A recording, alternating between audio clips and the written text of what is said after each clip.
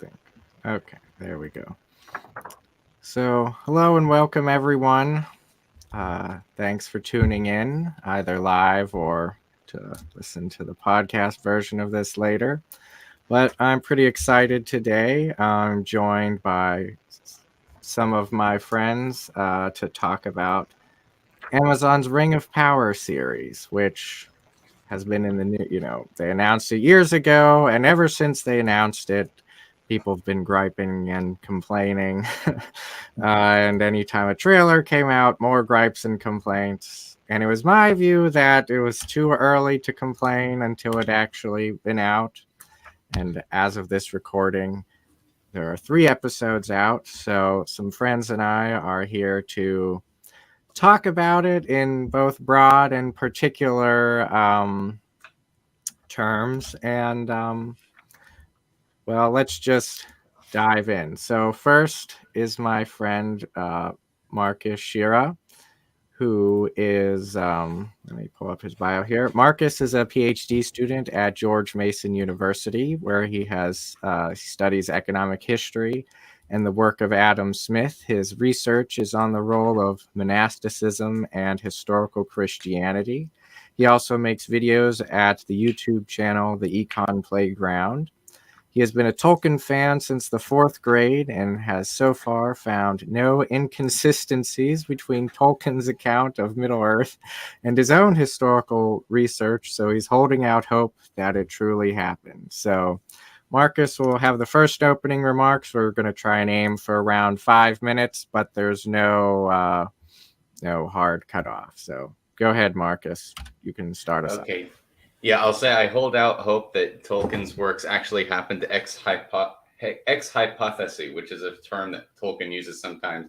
That Christianity is true ex hypothesi. Like, I believe it, it's my hypothesis, I'm acting as if it's true. Yeah, and I don't have, I don't want to go into too many detailed comments because I'm sure that's what we're going to talk about more. But I sort of made a commitment, like Zach mentioned, to hold out as much judgment as possible until the actual show came out. I mean, for years, people had been looking at, people looked at, there was always this sort of tension or this sort of background sort of sense that they were going to be competing with Game of Thrones, obviously, right? And Game of Thrones was known for all of the nudity and violence. So people said, oh, are they going to ruin Tolkien and screw it over with all and tarnish the great image of Tolkien with all of this debauchery? And so that was kind of the main thing that people talked about for a while, and so much speculation. And so, yeah, but I did decide that if something that offensive happened, if the show ended up being that bad that it was positively offensive, I'd cancel my Amazon Prime subscription. So gladly, I don't think I have to do that, because I think the sense that I have of it is that it's just kind of bleh or kind of mediocre. That's sort of the sense that I've gotten so far, and that's really what I've heard most people say. I haven't heard anyone get really angry, upset about what they saw. Mostly just a sort of a sense of, I'm not totally sure what is going to be drawing me back every time. So just the couple thoughts that I had was that towards the last few Game of Thrones seasons, the big problem, or one of the big problems that people made, was that it totally lost a sense of time, right? The beginning of Game of Thrones was very much like, over a few episodes, you can see them traveling from one place to another. You get a real deep sense of being immersed in this world. The fact that, they don't have cars, planes, and automobiles and whatever, that they can just jump from one side of the map to the other, really lets you know what kind of world they're living in. And you just really don't have that. Like, it's whatever plot point they want to make, you seem to jump from one to the other. Like, Elrond is in Lindon, I guess, right? And then Gil-galad says, here's Celebrimbor. Next scene you see him, he's in Eregion. Next scene you see them, they're outside the doors of Khazad-dûm, right? So they've got such a rich world to work with, and they're very excited to show you parts of it, and very excited to show you, look, we gave you this visual representation of Eriador. We're giving you this visual representation of Numenor, which is at minimum what people are going to get out of this, like a great artistic representation visually of great locations in Tolkien, but they don't give you that sense of this is a real world where it would actually take so much time for there to be travel. I mean, Galadriel traveled across the sea and then halfway back in like an episode, basically, which should have this sense of she's trapped out there for years and years and years, right? And then along with that, I guess just it almost the sense of it's got this video game feel to it at some points, where it's very, I guess everyone sort of operated with everyone knew that they only had the rights to do stuff out of the appendices, not from the Silmarillion. So we knew that the topic was going to be the Second Age. But I don't think anyone really realized what that contract meant. And I'm sure we'll talk about that more, because they really, really put the First Age in the back seat, and everything ends up being about, oh, well, we'll talk about Morgoth, we'll mention Morgoth, but it's really all about setting things up for what everyone in the popular imagination knows is what happens in Lord of the Rings from the movies, even people that have just read the Lord of the Rings books, etc. So it's got this entry level feel to it, almost like you're starting in these are the different spawn locations. If you choose which race you're going to play, if you play as a Harfoot, you start here. If you play as an elf, you start here, or a dwarf, you start here. You kind of got that feel to it. So it's and they really lean on the stereotypes of the characters, so that they don't need to give you individual, like really full out thought of things. So they don't need to immerse you. You just kind of, they're like, well, you know what's going on, right? And then they let you in, and then they're like, so play around, and then do you like it? Do you not like it? It's when I'm watching the episodes, I almost get this sort of anxious feel of like Jeff Bezos going like, do you guys like it, or do you not like it, or what? So that's my thoughts on the first 3 episodes. There's a chance that it will skyrocket up if they do something incredibly interesting, but yeah, that's all I got. Okay, great. Thank you, Marcus. Next is my friend Joshua. Joshua Kiefer is a software developer who once wished to be a philosopher. He lives with his lovely wife and an adorable daughter in Milwaukee, and is certainly not an authority on any of the things he intends to discourse on today. So take it away, Josh. Thanks, Zach. I guess to add a little bit to my credentials, when I say I once wished to be a philosopher, that means I actually do hold a master's in political philosophy from Hillsdale College. So a little bit of credential there, I guess, in case it matters. And I have been a Tolkien fan for pretty much as long as I've been alive, because my parents knew of Tolkien, and my dad like read us The Lord of the Rings growing up. I've read the Silmarillion maybe 2 or 3 times now. I've been sort of immersed in that world for most of my life, at least as a medium level fan. It's not like I've been on online Tolkien forums talking over all these things and debating them ad infinitum. I didn't keep track of the development of the Rings of Power since they first announced it. I remember hearing at some point that there was going to be this new show coming out. And kind of like Marcus mentioned, I seem to recall people being concerned that it was going to try to be another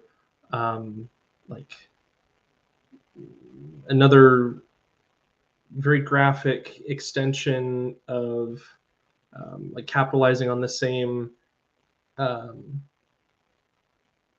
space that it seems Game of Thrones managed to do so well in. And I'm glad that it hasn't gone that direction. Like, I'm glad we don't have actually there's basically no sexual content in Rings of Power, which is good. So that's a good thing, I guess, if you want to have like a positive comment for the whole thing. There is actually more gore than I would have anticipated, honestly. Even comparing to something like Peter Jackson's Lord of the Rings trilogy, I think so far from what I've seen, the level of sort of graphic, violent sort of stuff or injury stuff going on seems a little higher.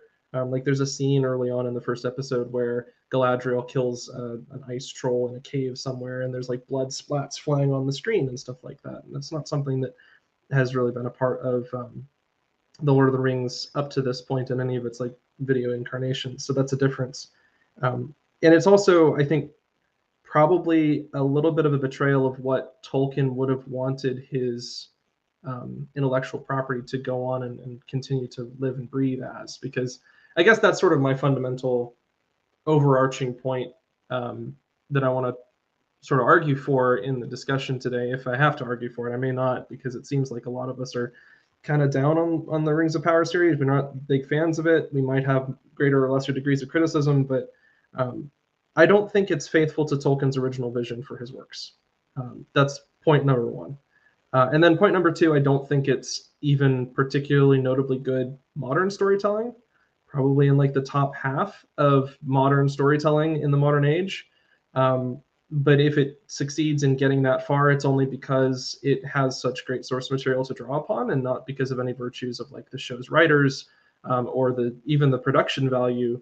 I understand like good CGI is not cheap, but I mean, this show had $1 billion thrown at it, so of course it's going to have good CGI and decent costumes, I guess, fun sets, passable cinematography. Like, it's not terrible by any stretch of the imagination. Like, if there were really awkward lines being delivered everywhere in the show, I would have more complaints. If there were like obvious contrails in the skies over the ocean when Galadriel's swimming back to shore, that would be a problem.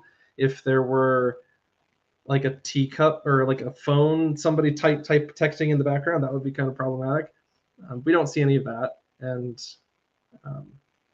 so there's like very few glaring problems like that in terms of the production value, but it just leaves you uninspired compared to even Peter Jackson's version of the Lord of the Rings, which itself was kind of a diminishment of the original work by Tolkien, I think. So I'll be getting into lots more points about that as we get on. There's some specifics, especially when it comes to like Galadriel's introduction, that I thought are worth pointing out in comparison with like the wealth of lore that was available. And some of the retconning of what Tolkien actually wrote really bothers me in terms of like faithfulness to his vision. But overall, it doesn't have as powerful a message as Tolkien's work. I think it actually like contradicts his vision for what his world would be about and what meaning and message it would convey ultimately to those who dwelt in it. Okay, great. Thanks, Josh. So next is Connor McLeod, who is a Tolkien fan and a self-described half-trained philosopher. So what are your opening thoughts, Connor? Okay, well, so I think we might all be pretty much on the same page that it's like Rings of Power is like a 4 out of 10, 5 out of 10 kind of show. But what stuck out to me was it's definitely like well within the tradition of the Tolkien ripoff genre that flourished in the late 60s through the 80s. The most egregious example of which I can remember is the Dark Tide, which is not a book anybody should or could remember because it was bad. But yeah, no, it has that feel to it. It feels like high value fan fiction. In the sense that, yeah, there are things. So it's like someone took Tolkien's work without any understanding of it and then like just drew sketches of it is all I can describe it as. Some parts that I liked were Numenor. The visuals of Numenor were actually very good, but I would expect that to be so with $1 billion production. And I think this one definitely falls on the bland end of modern storytelling, which I think largely falls into two categories, at least the poor examples. Either it's bland or incoherent. So one there would be every now and then a show that is both bland and incoherent, like Rise of Skywalker, but we won't get into that. Yeah, so in general, it's just not good. I'm really glad that there was, in fact, no sexual content, at least in the first 3 episodes, because I do seem to recall a statement put out by Amazon about there being tasteful sex and nudity in it. And let me tell you, my blood pressure shot up on that one. But it has Absolute, like Joshua said, it's not inspiring. It's completely uninspiring. Everyone from the writers to the showrunners to the actors seem like they are simply there. There's no real direction, and there's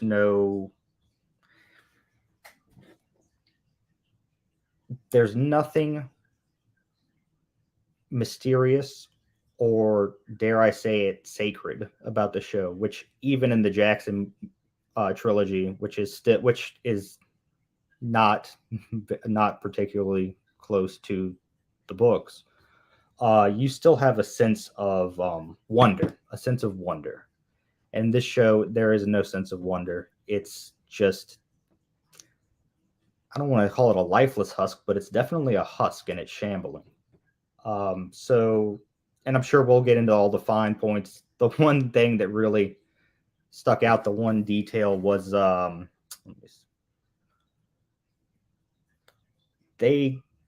guess they killed off Anarian before the show even starts.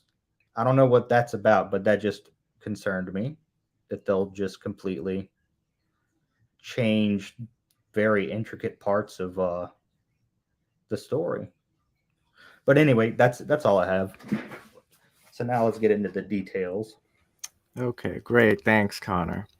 So I would say my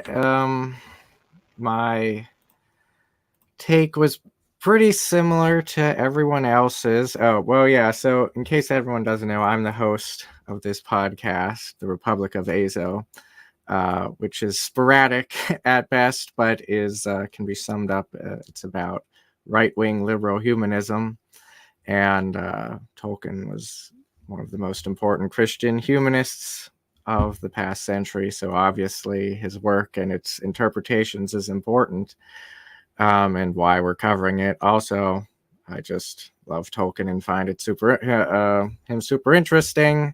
I guess you could say I'm somewhat of a hardcore nerd fan. I have all 9, I think it's 9 volumes of the Histories of Middle-earth.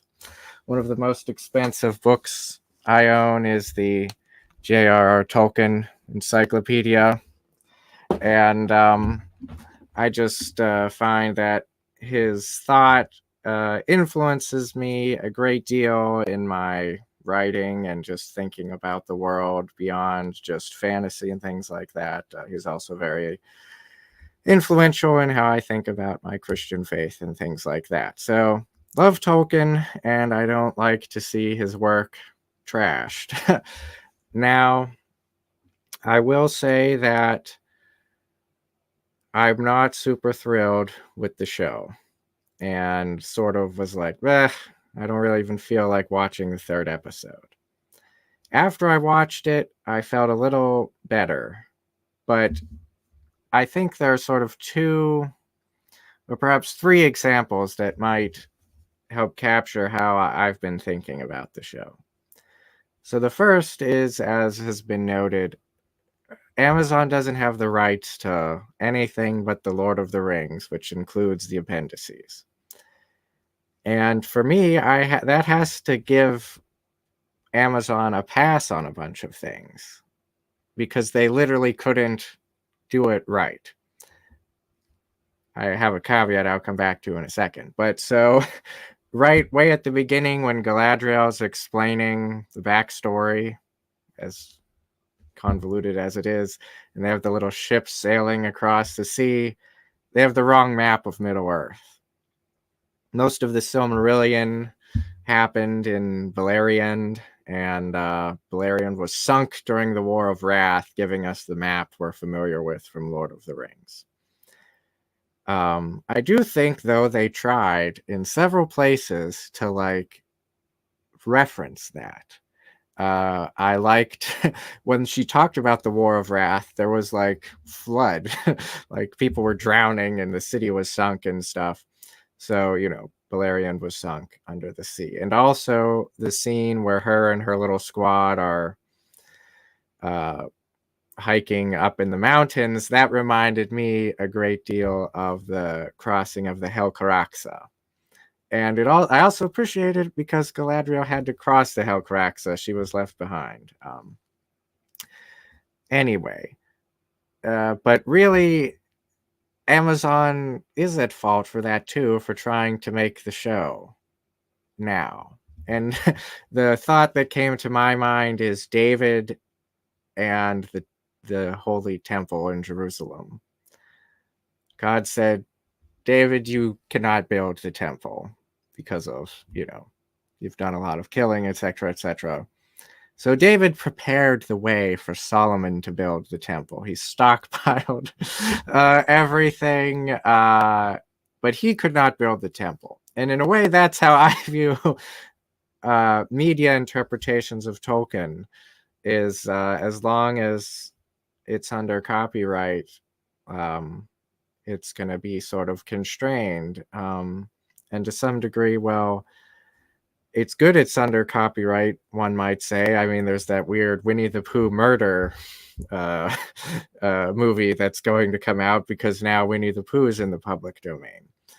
I mean, really, I don't buy into intellectual property that much to begin with. But I think really we're not going to get anything great like that, a truly great media interpretation of Tolkien beyond Lord of the Rings until that happens. And we can also discuss the Jackson trilogy as well later, I'm sure, because I have some thoughts on that too.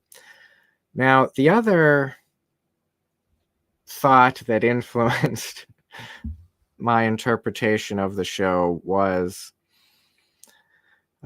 two examples. One is like there's the joke that for some reason, the only good music is made between you're 15 and 25. and until you die, that's good music and everything else is garbage. I fear that to some degree, that might be coloring how I interpret Lord of the Rings versus the Rings of Power. Lord of the Rings was pretty much my first introduction.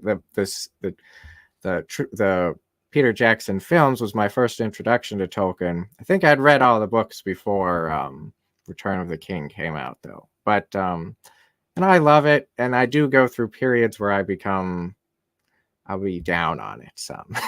But in general, I like it. And I feared that something like this might happen, and me being not super able to enjoy the show. There's a YouTuber I watch. His name's his name and the channel's name's Jackson Crawford, and he's actually an Old Norse specialist. He went and got his PhD in Old Norse, as one does, and that's sort of amusing to some degree. He's always griping like, "Oh boy, that was a mistake." He's left academia because it's not really sustainable. But he reviewed The Northman. I really, really loved The Northman. I saw it twice, I think, in theaters. He could not like it because he was such an expert in Old Norse stuff. And I think that's what's happened with a lot of Tolkien nerds. Although there are some Tolkien nerds who do love the new show. But I think we know so much, we cannot, it's very difficult to see beyond the mistakes. And there's lots of mistakes and lots of things that I go, what are you thinking? Other things, copyright. But I'm not completely down on it because I think the show will help bring people into reading more Tolkien than just The Hobbit and The Lord of the Rings. People are going to watch the show. I like Lord of the Rings. I'm going to watch this show. Morgoth? Numenor? What are these things? So I do think this will lead to more interest in reading the Silmarillion and the other Tolkien stuff. So with that being said, let's open it up. Everyone unmute and let's just sort of have a free-flowing discussion, I suppose. Just one point based on what you said. This is not a situation like with the new Star Wars sequels, because those are canon. with respect to Star Wars, right? Whoever decides on whatever canon is I guess its own tricky question. But it's clearly it's clear that those movies being produced are much closer to canon for Star Wars than this series ever will be for Tolkien. Like that was clear from the outset. So having that clarity from the outset makes it less of a risk to make something that's potentially bad, you know, tarnishing Tolkien forever. It was never going to be considered canon in the first place. So. Right. And that that reminds me, your comment about the switching all over in the geography and everything. That was something I disliked about the 4th season of The Legend of Korra, in the Airbender Avatar series. That was just something off the top of my head. But yes, I also dislike all that hopping around. It's interesting that you bring that up, Zach, because my wife and I are both very big fans of Avatar: The Last Airbender. I think it's a phenomenal show that actually strikes at some really deep and important realities of human life. I mean, that's one of the things that I think all of us would agree on, is that the best shows, the best TV, the best books, the best movies, to one degree or another, actually get at the most important questions and difficulties of human reality, right? That's one of the reasons that I think we all love The Lord of the Rings, because Tolkien really strikes at the heart of it. There's this desire in all of us for this great battle between good and evil, and we all feel ourselves to like have a very small part in that, maybe. And in some sense, The Lord of the Rings brings to life a character that we can relate to, because he's just a little nobody from nowhere. But he ends up being crucial and instrumental in the defeat of the greatest evil of his generation. And so there's these different elements of it that are at play here. But The Legend of Korra, then extending on from The Last Airbender, felt kind of like it was trying to do some new things, like it was trying to build on what was already there, like it was trying to break a little bit of new ground and maybe rewrite some of what had been previous to it, but in ways that were kind of new and inventive. And it didn't succeed in everything it was trying to do. I think there are some good points to it and some bad points to it. This little discussion here isn't about Legend of Korra, though, but I think there's a good comparison to be made between that show and Rings of Power, because I think both shows, if they have any hope of making some kind of impact over and above what they are drawing on and what went before them, what people will be comparing them to, they have to, in some sense, stretch into new spaces. And I think that's one area where I would criticize Rings of Power, is I don't think it actually tries to do that. It also doesn't, at least to my mind so far, address any of those fundamental basic human realities. Like are there any characters that any of us can relate to? Just right off the top, like Galadriel is the main character. Can any of us relate to Elrond or to this guy Arondir? Oh no, what's his name? The elf guy? Right? That sounds right, Arondir. I think. Yeah. The one that they're targeting is the Hobbit girl. Yeah, that's Nori? who is supposed to be. Yeah, the main relatable character. Well, and that makes sense if they're targeting like a teenage generation right now with this show. But is that really the audience? I don't really know. Yeah, Frodo was 50. Yeah. Yeah. Well, and who knows how old Nori is exactly? She seems like a teenager, right? Yeah. And that's one of the sort of, I don't know. I have complaints about other stuff later on, but I'm sure we'll get to like more details as we go, and sort of the conversation circles around. But yeah, the comparison between Korra and the Rings of Power, I think, leaves Rings of Power on sort of the bad end of that. Yeah. Because Korra is actually trying to do some interesting things, at least trying to. It, like I say, don't know if it actually succeeded in every respect, but. Yeah. And one, it's sort of funny. I just realized none of us brought this up, even though it's been the source of a great deal of ire from even before the show came out, and that's the diversity casting, which I have sort of several thoughts on. One is I've just sort of made my peace with that that's how media is made these days. Like I really, really loved The Green Knight that came out last year, and I mean, uh, I think I don't know if the actor was Indian or Middle Eastern. It just fit for me. I thought it was fine, and The Last Duel, it was overtly feminist. If anyone of you have seen that, uh, it was like the story, the truth according to the one guy, the truth according to the other guy. Then it got to the woman. It was just the truth. Well, Like it literally, fades like into that. It's the truth according to her name, and then everything fades out, but the truth. right, yeah. Ridley Scott Um, Angel. so that was sort of annoying, but at the same time, it was just like I've come to accept that's how stuff is made these days, and that does not render it awful and horrible. And I think in a way, it's not like um, uh, it's not in a way that it's fine, I think, because there's nothing meant by it in terms of the show. Like there's no racial tension so far, at least between like the black elves and the white elves, or black dwarves and white dwarves, or black humans and white humans. So I'm fine with that, really. I don't think it's that big of a deal. On the other hand, I had hoped prior to I had like a big conversation on Facebook because I was complaining about people trashing the show so far in advance. Um, and someone asked me like, how like can this be done without being just tokenism? And I gave this long explanation for how it could be, because sort of as Marcus alluded to, Middle Earth in Tolkien's vision is Earth. It's just a really long time ago.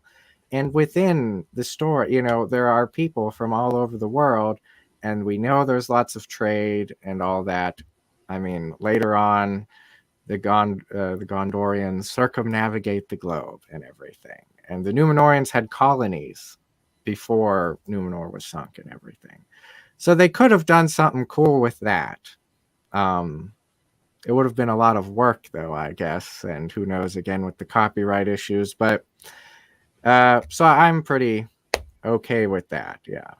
There is this sort of regional, not exactly racial tension, but between apparently the Numenorians and the Southlanders, or those who allied with Sauron, or with Morgoth rather, during the war. That seems to be a little bit of a tension. But I mostly agree with you, as you said. Like, it feels it's a bit of an awkward thing, because you know that if this was made 20 years ago, which there was a Lord of the Rings, film made 20 years ago, like you wouldn't have the same diverse cast exactly in where they are. Like you're going to have different people with different skin tones in various places, of course, but just the fact that it's kind of casually, there's a mix. You just sort of like, you wouldn't have that. So the fact that it's in there, you notice it, and then you start thinking about politics, but not Right. like too directly, and it's just there and it's present. And you're like, I'm not sure that I wanted this here. I'm not angry at it, but we don't need it. And then it's just, they feel like, but you know that like someone somewhere is like very proud that they did it, and you go like, why? Like why is this so exciting? I don't know. Mm-hmm.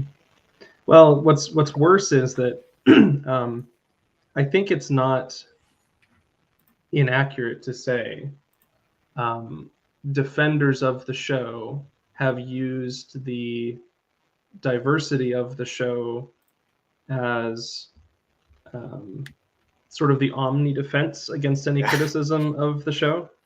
Like, it doesn't matter what the content of your actual criticism is. It seems like the response is always, why are you being so hateful? This is a great advance for diversity, and the show is, it's Middle Earth was diverse. Tolkien believed in diversity, and all these different claims. I've seen conversations come across on Facebook, like the official Lord of the Rings of Power TV show Facebook page put out this long series of like a response to the critics or something like that.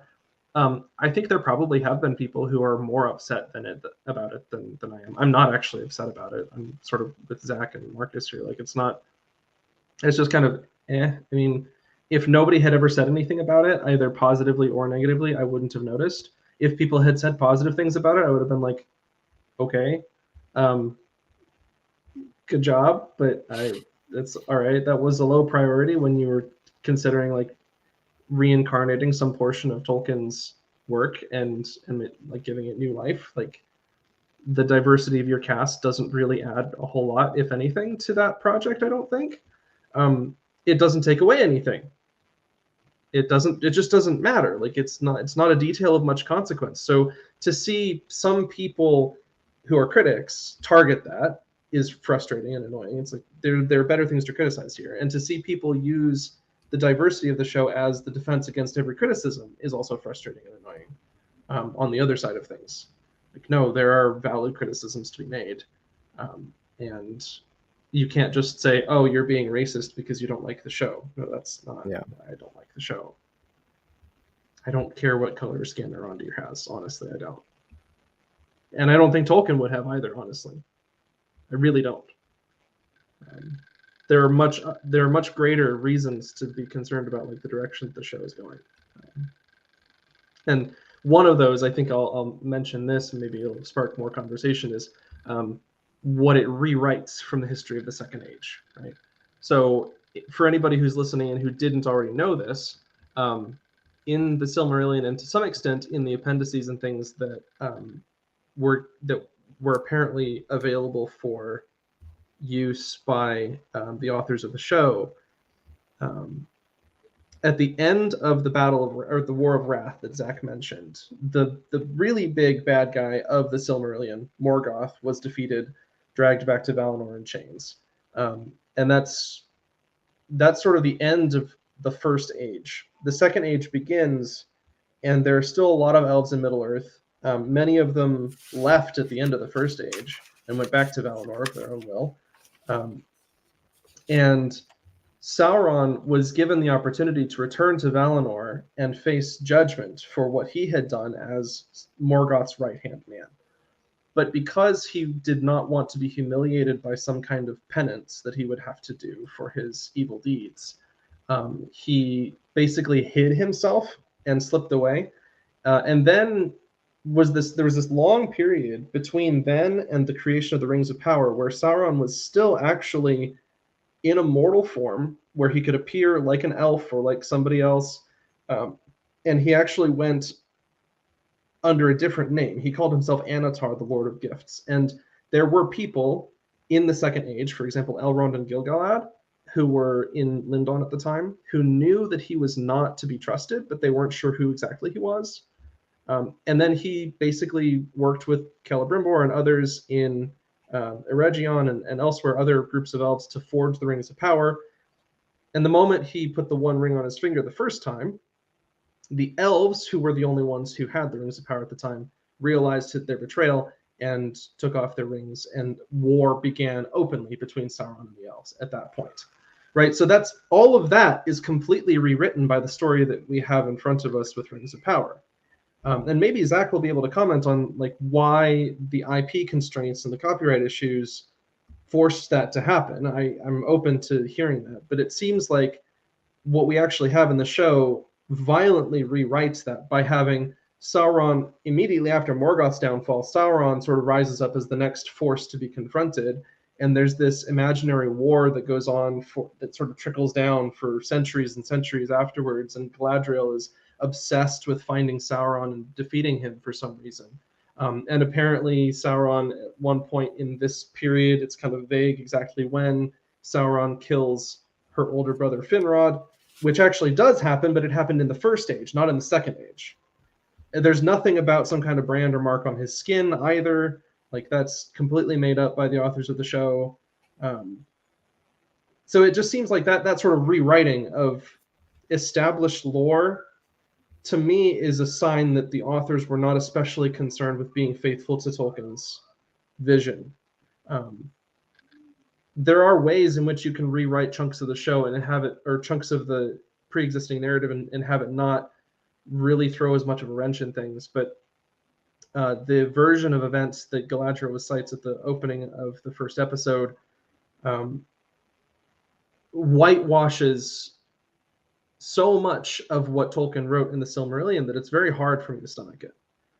The whole point of the Noldor, that's Galadriel and the type of elf that she is, the whole point of them being in Middle Earth was not some heroic act of resistance against Sauron. It was they were annoyed, upset, and he had stolen the Silmarils, which was, there's another moment later on where what is it? Elrond is talking with Celebrimbor, and Celebrimbor says, "Oh, that's Feanor's hammer," and Elrond goes, "Oh, it forged the Silmarils."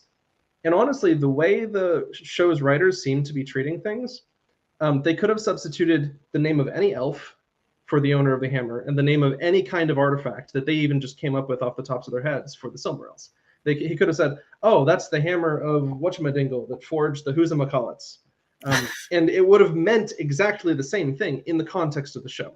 Name dropping Feanor and the Silmarils doesn't make a difference to the actual show that we were delivered, except that it gets people like me a little bit upset because now you're referencing things that have been to some degree trampled on by what you've actually produced. Yes, this was a huge gripe I had with the Hobbit trilogy. They did that all the time where they referenced these obscure things and then just, yeah. But I mean, they could not have... what they're getting out of it, they're not actually getting anything that was initially there in the lore. So the Silmarils represent like the pinnacle of the folly of the elves, right? Feanor and his sons lusted for the Silmarils so much that they basically caused the downfall of their entire species as a result. Like that's what those represent. And then to just sort of casually name drop them in the middle of some scene, which is where it's a throwaway line. It's literally a throwaway line. Yeah. So that Elrond and Celebrimbor can have this moment together. But I mean, I just don't think they could have done it properly, which is why I should have waited on the show, I guess, to some degree, but they just couldn't have. I mean, yeah, Finrod Felagund did not die hunting after Sauron after the War of Wrath. He died way before the War of Wrath, aiding Beren on his quest to take a Silmaril from Morgoth's crown. And he was not exactly killed by Sauron and branded by him. He was killed by a werewolf after being imprisoned by Sauron. Yeah. Well, so... Anyway, that's one of my complaints. I've got other stuff I can talk about. Yeah, but I think this might be a good segue to talk about Galadriel. Because I am not very happy at all with her role in the show of swashbuckling heroine, because she was never like that. She spent most of the Silmarillion hanging out with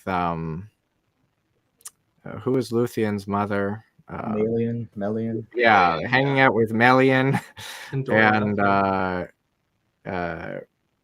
growing wise and powerful, and also, where is Celeborn? I mean, when she stayed at the end of the War of Wrath, I think the line in the Silmarillion was that, she basically wanted to hang out with Celebrimbor and wanted to rule her own lands. She was not the general of the armies of the North. She took people and went to Lothlorien. But what is everyone's thoughts on Galadriel and all that? I'm probably stretching and standing for the writers to a certain extent here, but they do sort of touch on Galadriel's actual character flaws and her actual arc, in the sense that, so we see her in the Lord of the Rings at the very end, where she has actually learned humility and true wisdom, and it denies the chance to use the power of the enemy. But she is a Noldor, and she is of the house of Finarfin, and they're all proud and they're all so proud that the entire plot of the Silmarillion is based around their overweening pride and how it leads them into disaster after disaster. And so there is that. I'm not. It's a little early in the show, but you can kind of see, especially with some of her interactions with what's his face. I'm not going to remember the Southlands. Haldir or something. Something like Halbrand. that. Halbrand, that's a- right? Yes. Side note: so the way they were speaking at the end of that third episode, it literally sounded like he is a descendant of Ulf the Betrayer. And I'm like, wow, all right. That's probably they probably don't even know that character exists in the Silmarillion, but yeah. So it seems she's very clearly obsessive. She's very clearly incredibly haughty and none to I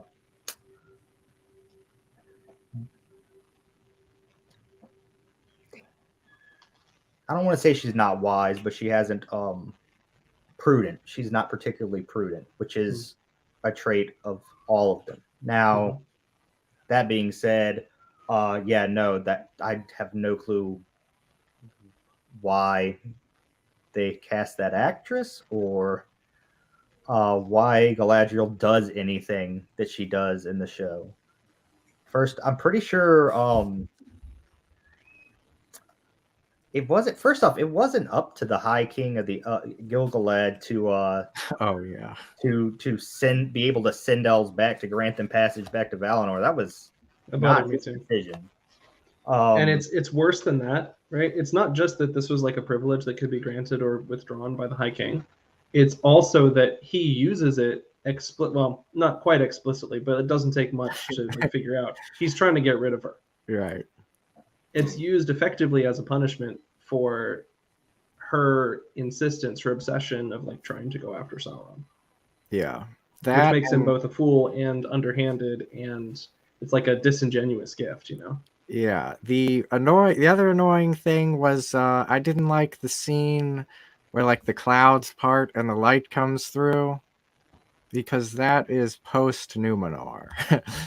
If anything. Prior to this, anyone could just sail to Valinor. I mean, no one did until the one notable incident, but the elves just went, and there was the earth was not round at that time. Yeah. So that was a minor critique of just something that was annoying too. I noticed the same thing that Connor did, that they do sort of Galadriel's arc, or at least the way that they seem to be setting it up, does kind of map the general arc for the Noldor, that, oh, they're supposed to be doing this thing the Valar want them to do, going over back to Valinor and such, but they have these particular vengeances or these particular prideful things that make them go back, that make them disobey. And so her arc, as it's been presented so far, sort of follows that. So at a meta level, it looks good, but all the micro things, they seem to not make sense. Whenever she's in a particular interaction with someone, like what is her relationship with Elrond? What, they're like kind of chummy, but she's kind of like older sister to him. I guess she's kind of his aunt, like twice removed or something like that. And then he ends up marrying her daughter, so she ends up being his mother-in-law, I guess. But anyway, and so she like specifically, I really noticed it when they got to Numenor. And she's just so rude to everybody. I mean, Elendil, I kind of liked Elendil the way they presented him. But Elendil saves her, and then she's like a little bit aggressive and like a little bit, cautious. You would be if just someone picked you up in a boat. But then when they they invite them in, and they're like, hey, first time we've seen an elf here. Our relationship with the elves isn't great, but we'll let you stay. And then she's like, I won't be a prisoner. And you're like, whoa, whoa, whoa. Like, and she's like, you can't just demand ships. You can't just demand ships from someone, even if you are Galadriel. If Galadriel was here and she asked for a ship, I'd get her one, I guess. But yeah, and then even the other guy was more measured than she was. And so, yeah, it was strange. I mean, the Numenorians, I did like the visuals of Numenor and when they first got there. And I do seem to like the Elendil character, which we haven't seen much of yet. But they just the way that she's all of a sudden at Numenor, and then what is the relationship between Numenor and the elves? It's not perfect, but it's not awful like the way they present it. Like as soon as an elf shows up, they just start to attack them. I think that it would be really cool to see the fall of Numenor, and to see the fall of Numenor properly, you have to see how great it was, right? How high it was at one point, right? So now, correct me if I'm wrong. Those of us who actually know the lore a bit better, but to sort of extend what I was saying earlier, Numenor was founded like partway into the Second Age. Yeah, it takes them like, and I don't have the tale of years. Yeah, I actually do have that a appendix. couple If you guys want me to hundred correct years for the surviving refugees of the Vidine to make it to Numenor. Right. So then what happens? Yeah. So year 32 of the Second Age, I guess, according to the chronology. Okay. Yeah, it didn't. I know it didn't take that hundreds of years because Right. face was the king of Numenor, the first. But the thing that bothers me a little bit about this is, like I say, the sort of the retconning of the Second Age. Sauron is portrayed as 100% an enemy. Like, you don't get this Sauron who is going among the elves as Anatar, Lord of Gifts, getting the rings forged. I'm still wondering how on earth they're actually going to accomplish that when Sauron is like known to be an enemy and in some sense known to still be out there.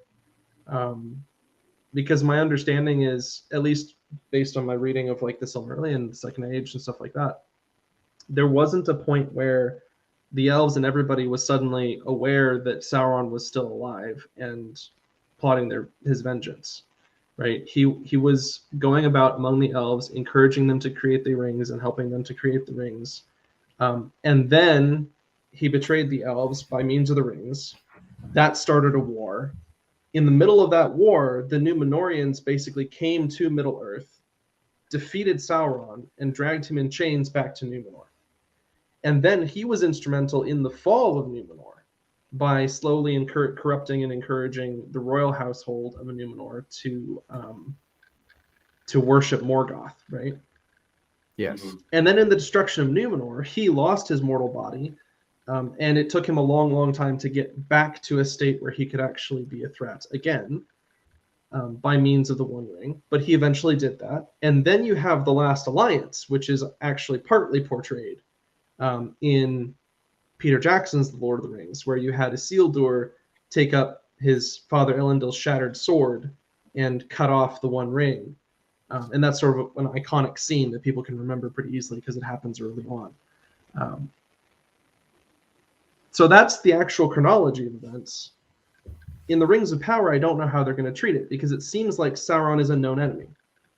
Are they going to have some incarnation of him going about among the elves, interacting with Elrond and Celebrimbor and the dwarves to get the rings created?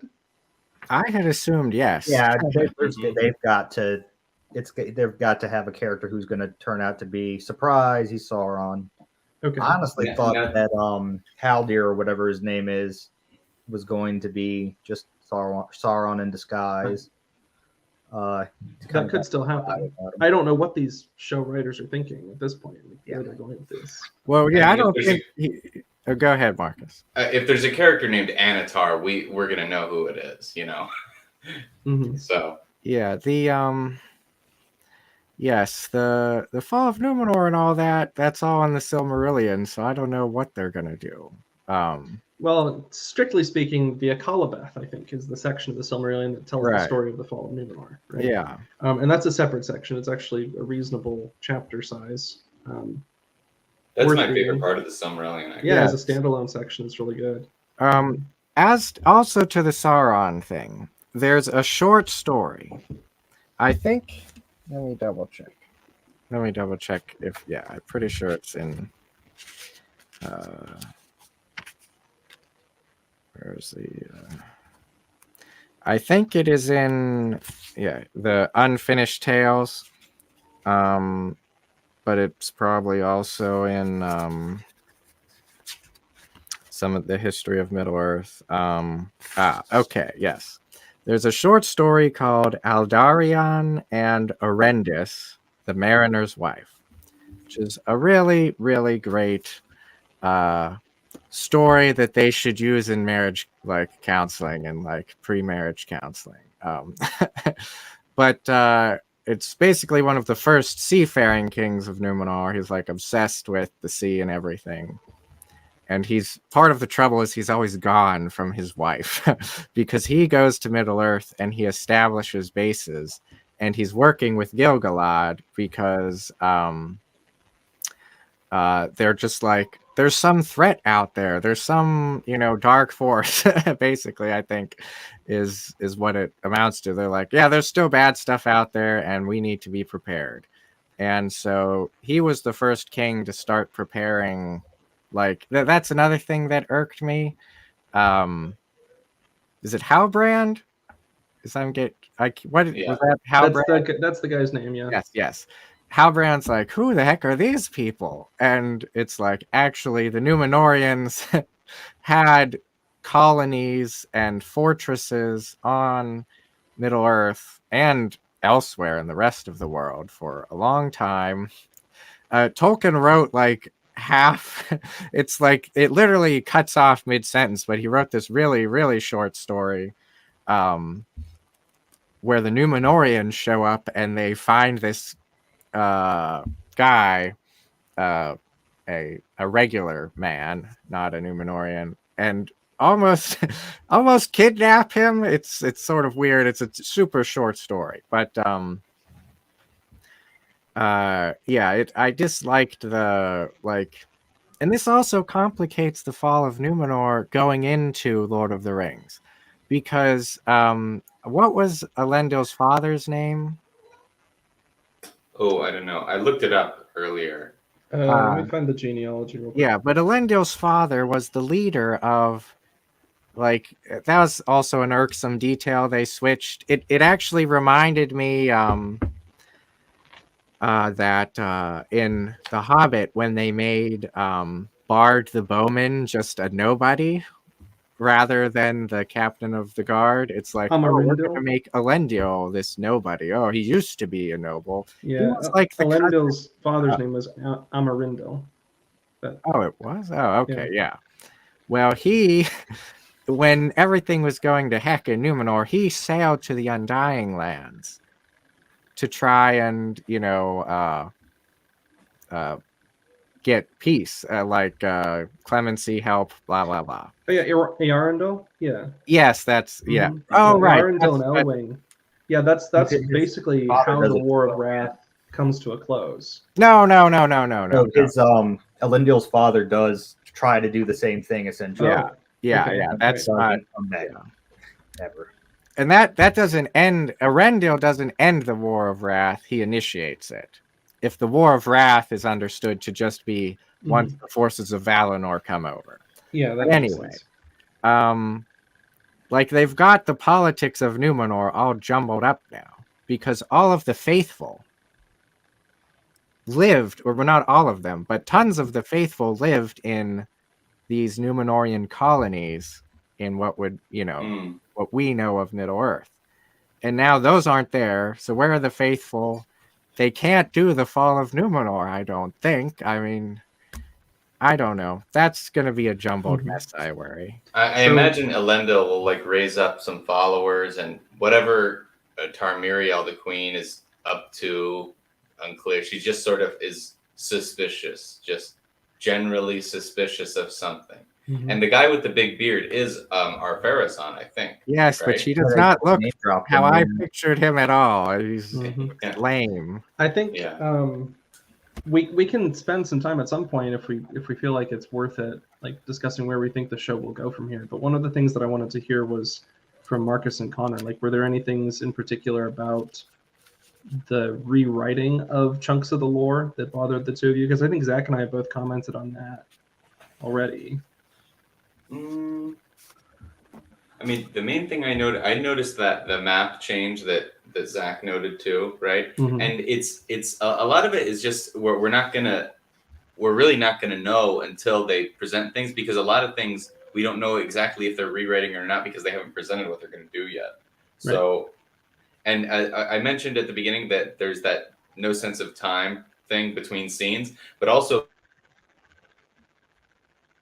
It seems like we lost Really Marcus. was not a sense of. Oh, there you are. Oh, I think I'm back now. Sorry. Yep. Mhm. Yeah, there was no sense of time for when this is happening relative to the War of Wrath too, Yeah. because people are talking about Morgoth and the war with Morgoth as if it happened like 10 years ago or something. Right. You know? Yes. And that was really off, but because they're talking about things as if they happened 10 years ago, but also as if so much has developed and there's like deep connections between things that there just aren't. So they talk about like some sort of schism of relations between the elves and the Numenorians, but also like they were just fighting together in a war that everyone remembers as if it was yesterday, right? And these Yeah. little villages, they're like, people from your village fought with Morgoth, and you're like, that's like saying like I don't know, what would it be like this tribe in like Kazakhstan, you fought with Genghis Khan like 1,000 years ago. How could you? Like, who are you people? You know, it's just like kind of ridiculous. So Even further than that, it's yeah. like the Huns or something. yeah. Mhm. So in that sense, the rewriting of just not presenting things in the right order is enough to sort of skew any value you can bring from the other parts. Mhm. Maybe a better way to put it would be for like some modern day Orthodox Jew to hate people from Italy because of Rome's dominance of Yeah. of Jerusalem back in the first century AD. You know. Yeah. For me, really just it would be different if it was clear why they made these changes, but none of them seem to have a clear purpose. Yeah. Why Mhm. it's unnecessary muddying of the waters, and the one that really got me was oh gosh, what was it? Alrighty, sorry. The one that really got me was the very fact that this making up the Southlands, like that was a thing when it wasn't, because what they're talking about is literally the mouth of the Anduin and Mordor and the Near Harad, which were all, I don't know. I was actually okay with the Southland thing when it became clear, like, oh, they're actually in what will become Mordor, because that area around the Sea of Nirn, if I'm remembering correctly, was not all desolate and horrible. And at the end of the Return of the King, Aragorn grants that land to the slave, like the people who've been enslaved there for who knows how long. Mm-hmm. So I was okay with the Southland thing in theory, sort of. The other one is the complete whitewashing of the Noldor's return to Middle Earth. Like, where was the kinslaying? I think I touched on this in the chat a while back, but I didn't see any kinslaying there. I didn't see any further kinslayings. I didn't see I didn't see the dwarves killing Thingol or anything like that. It's all very important to explain why dwarves and elves don't usually mix. And that helps to illustrate like why Elrond's relationship with Durin is so weird in the context. Yeah. Actually, that was the scene that I thought was closest to something that a human with a soul would have actually written. Was the dinner scene between Elrond and Durin. I was like, oh wow, this is almost like, fun. But yeah, that is a standout moment. I think Elrond's visit to Moria is like one of the best parts the show has to offer so far. It was nice to see Moria. Yeah, and maybe we can like turn the corner and actually talk a little bit about things that we appreciated. Connor, you mentioned that scene in Moria. I think we all agree to some extent. That's like a standout moment. But one thing that I really appreciated, from a cinematography standpoint, there's this scene. Now, generally speaking, I don't like the setting. I think it's insane that Galadriel just like jumps off the back of the ship on the way to the western. Oh yeah, that was insane. Like, okay, whatever. And she's just wearing this like bathrobe or whatever. And it's crazy. But there is one scene where like this giant sea serpent is tearing apart a boat in the background, and Galadriel is like swimming toward the camera, and there's this interesting like up above the water, below the water, above the water, below the water. I thought that was actually pretty clever and interesting. It was a good moment. Anybody else have like moments that kind of stood out to you that you appreciated about the show, or just overall themes, perhaps? If there's, because we can't have nothing positive to say about it, right? So I liked the proto hobbits. That yes, I like that. I think somewhere in Lord of the Rings, or maybe it's The Hobbit, but I'm pretty sure it's Lord of the Rings. There's some reference to like, actually, there's tons of hobbits living out in the world that the people in the Shire have no idea are there. So I did like that. I'm not happy that they seem to be bringing one of the wizards in. That's I gonna think it's be. Gandalf. I don't know.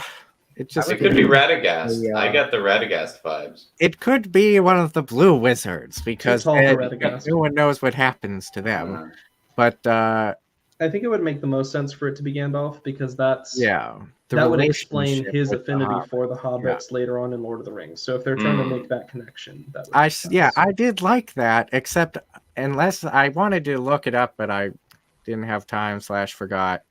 Don't the Istari arrive on a ship? 1,000 years. Oh yeah, Yeah, well, yeah, the Oh, time's yeah. Well, way in off. the Third Age, of Yeah, In the course. Third yeah. Age, yeah, there's thousands of years early, but they arrived by ship in the Grey Havens because that is where who's the Círdan. Círdan gives Gandalf his elven ring. Yeah, And exactly. when he arrives, they don't fall from the sky and all that. So, but yeah, I did. The hobbits are somewhat endearing. It is sort of weird. People on Twitter were complaining that the hobbits, whenever they're all filthy and dirty, have Irish accents, and once they become civilized, they're Well, that's very much in Tolkien's line. Englishmen. Mhm. hmm It's vague enough. It specifically says they came over the sea. It doesn't specifically say that they actually sailed from Valinor. He does meet Círdan though, for sure. Yeah. So Yeah, and Elrond. Yep, Círdan of the Havens, Elrond, and should I just read the passage? yeah. Go ahead. Okay. This is from page 359 of my paperback edition of the Silmarillion. Even as the first shadows were felt in Mirkwood, there appeared in the west of Middle-earth the Astari whom men called the Wizards. None knew at that time whence they were, save Círdan of the Havens, and only to Elrond and to Galadriel did he reveal that they came over the sea. That's basically all there is about them. Yeah. So I'd say that implies they came over on a ship. Yeah. It seems more likely, yeah. But it's vague enough that like having him fall like a star from the heavens, I guess. That's still a weird image to be drawing up, especially in the context of like Tolkien being a Christian, and there's like certain bits of the Old Testament that reflect badly on that. Like when I first saw it, I thought Oh, my wife and I right. were Yes. looking at Oh, this I like, didn't make wait, is that this connection. Sauron? Is this Sauron? Is this I was how he thinking makes it his was, entrance somehow? Like it looks like a Erendil. villain with fire and stuff all around him, but I don't know. It's weird. What were you saying, Connor? I was like, the first thing I thought of was Erendil. Maybe Vingalot crashed. Yeah. Yeah. Yeah. Yeah. I don't really the Hobbits. I feel like they missed the mark with the Hobbits. I think it feels like I'm watching The Borrowers whenever I watch those scenes. That's all. That just that. Did you like anything, Marcus?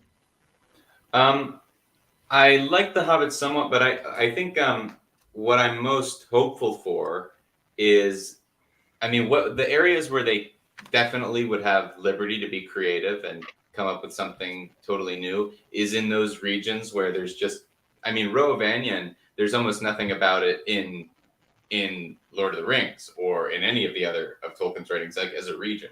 So a region like that, and then a region like the Southlands and Harad and the places that the Easterlings come from. I think that like the Southlands, they have a lot of room to be creative there. They can figure out what's going on or like what those people are like, and they can be totally creative with their culture. When I was watching it with my friend Tegan, And when they first panned the camera over to the Southlands, my first thought was, oh, they're going to Armenia. They're going to find the original Armenia, because I'm half Armenian. So every time something is geographically around that region, I'm like, there we go. Great. So yeah, but I mean, yeah. So like being able to push into new geographic territory is where I'll be. There's actually something new to find. Like there is a little bit of a bittersweetness in that we know where it's going to end, so it can't be that surprising or great, no matter what they do, because we know that there's eventually Elendil's going to die fighting Sauron, and then Isildur is going to defeat Sauron. Like they're not going to change that. So we don't get to see that, but we do get to see like I do remember reading at some point that dwarves fight on the side of Sauron during the Battle of the Last Alliance. Some groups of dwarves, right? Yes, I think the line is that aside from the elves, some of every species in Middle Earth fought on both sides. Yeah, so I just figuring out, there's going to be these other Eastern dwarves that are maybe evil in some way. That would be cool to find evil dwarves. We've had greedy dwarves before, dwarves that are sort of fallen from their perfection, but no dwarves aligned with Sauron. So these new geographic areas, that's what I most like to see, because it's almost like reading a new book. It's not like fantastic or amazing. It's almost like reading another little fragment from Tolkien, like one of his unfinished little things. Yeah. And that just made me think like they could have done something much better in terms of they had the appendices, and I just checked. The appendices has all that history of Gondor between the fall of Sauron and the return of the king. Basically, there's the invasion of the Wain Riders. Lots of various wars with Easterlings and whatnot. There's a plague at one point. They could do Helm Hammerhand, do all kinds of stuff. Or, Castamir the Usurper and Umbar. Yeah. And the war with Angmar too. Mm-hmm. Right. Yes, the fall of the Northern Realms. Like yeah. There's all this these stuff where interesting. it's so much open. So Right. like literally, Tolkien didn't write much, and they could be super creative and still stick entirely within the lines at the same time. And I think there's two problems with that. The first is like they are trying to do that, but they're also stuck with trying to keep some continuity with people who have seen Peter Jackson's Lord of the Rings and maybe The Hobbit in slightly more recent memory, right?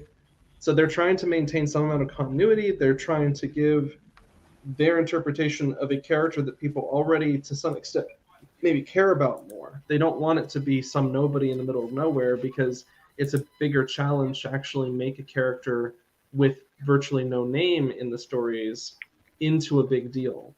Now, in some respects, I think it would have been better, lots better, for them to start with someone who had no existing characterization, because then they don't have to work around that at all. Like they're having to do with Galadriel, portraying her as this self-righteous, like she plays this game of one-upmanship in terms of how much trauma she's been through with everybody, yeah. What's the line she has on board the raft where she's talking to Halbrand? She's like, "It would take longer than your lifetime to recite the names of those he has taken from me." Yeah. It's like, okay, hold on. That's not what you need in this moment, right? But she's... If they're trying to portray some kind of character arc for her that ends with the Galadriel that we found in Peter Jackson's Lord of the Rings, I think that's kind of what they're aiming for. They have a long way to go from where she is now in their story to where she is there. Like a really, really long way to go. But it seems like what they're trying to do, maybe, the best interpretation, is to take Galadriel from where she is now in Rings of Power to build everything up to her refusing the power of the One Ring in Lothlorien when Frodo offers it to her. That's just a thought. Maybe that's what they're trying to do. Yeah. I also she sort of tried to do that with Elrond too, didn't she? Because I wrote down in my notes, I think why I wrote it down was she was like, I have more trauma than you, and I was like, literally, Elrond was a child when other elves attacked his home and Killed everyone he kidnapped him. knew. Yeah. Now that's the scene in the forest where she's like visiting the tree grave of her brother Finrod. Yeah. And he like comes up and he's trying to like comfort her and encourage her to go to like accept Gil-galad's gift of going back to Valinor. And she says something like, "You have not seen what I have seen," and he tries to like come back with, "I've seen a lot," and she runs him over again with, "You have not seen what I have seen." You know. Yeah. So yeah. But no, I'm with Zach on this one. I think there's a lot of other open spaces in Tolkien's canon where they could have done great things that were actually in keeping with the overarching emphasis and vision that Tolkien laid out for his world. And that would have been good, but that's not what they're ultimately doing. They tried to pick characters who didn't have that many mentions in the Silmarillion. I think Galadriel comes up on maybe 3 or 4 pages. And Elrond is not an especially big character. Yeah, he's mentioned a few times. Till the end. Yeah. Now this, I had thought of this when they announced they'd acquired the rights. When did Tolkien die? He died in the early 70s, didn't he? That sounds right. 74, I think. So let's before Silmarillion came out, which was 78, I think. Yeah. So. But the 73 company that owns the rights to the Silmarillion and everything else bought them back in like 1976. They appear to have released the first episode of the show on the 49th anniversary of his death. Oh, really? Oh, I didn't know that. Yeah, so that timing makes a little bit more sense now, honestly. Wait, so 49th anniversary. So yeah, he died September 2nd, 1973. Isn't Lord of the Rings going to be in the public domain next year? Like, I'm not an IP lawyer, but it's usually 50 years after the death of the author. And I had always assumed, I mean, I would love if an IP lawyer ever listens to this and wants to let me know, like, how does Christopher Tolkien's editing of everything work, too? Like, is it 50 years after his death? I don't know. But that, I was confused about that because I'm like, isn't that going to be in the public domain, like, soon-ish? 70 years apparently after, so we got another 21 years before. 70 years. Oh my god. Oh well, I hope it's not after Christopher Tolkien then, because I'm not going to live to see that then. Well, who knows? But that's another thing I just to nerd out here that I loved about the whole Fall of Numenor, the Akabelith and everything, is the emphasis on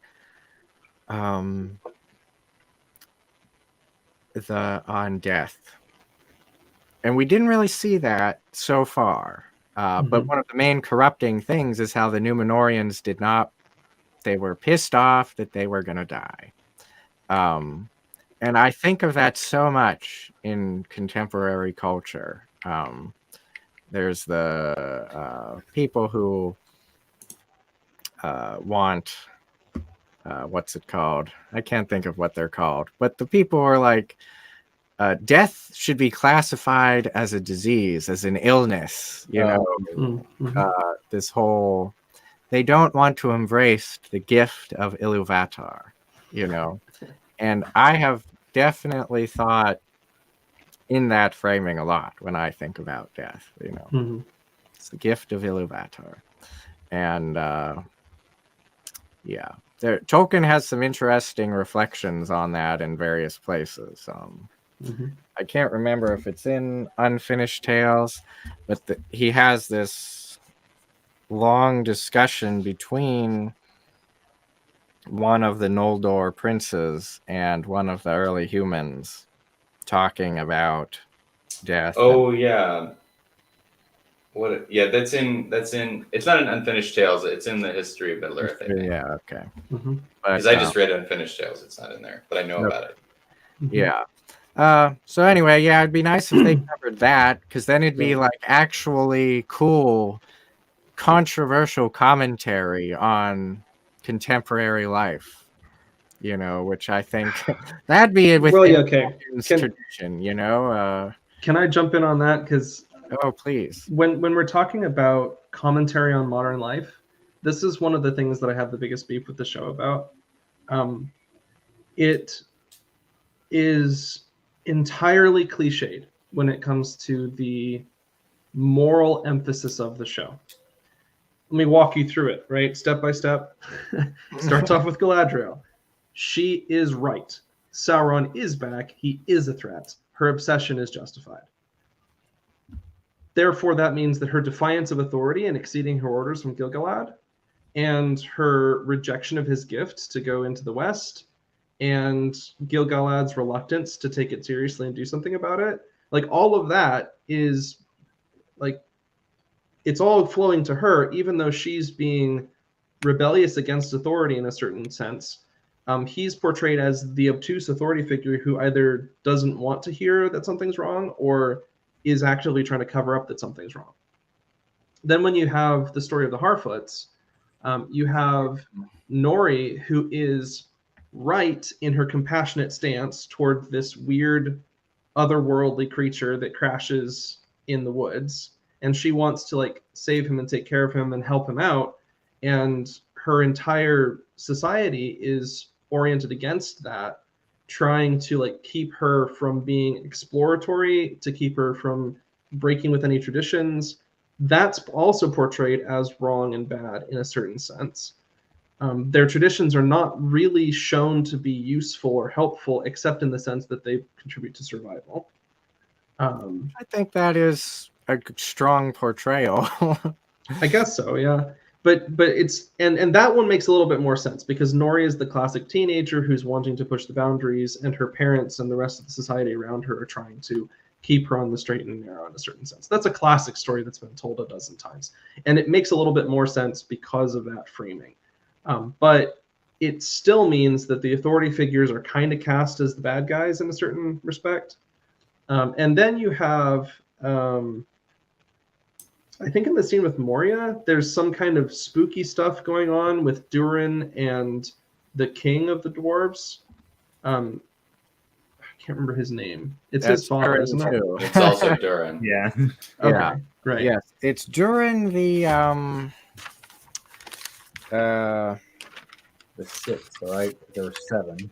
the Mhm. fourth. Okay. I think young Durin is during the fourth. Okay. Yeah. So his father's during the third. And then, on top of all that, in the situation with Arondir and the other elves watching over the Southlands, Arondir wants this relationship with a human woman, and his elf companions and his elf like commander are kind of trying to put a damper on that and stop it from happening, which puts them in the cast of the bad guys who don't want the good relationship to actually happen. And then on top of that, they're also wrong about pulling out right when the orcs are digging underneath and undermining the foundations of everything, right? And so every authority figure is portrayed as being blind to the facts or trying to keep down the person who is resisting authority in a way that is actually righteous and moral. I don't think that really fits very well with what Tolkien intended to convey with his stories.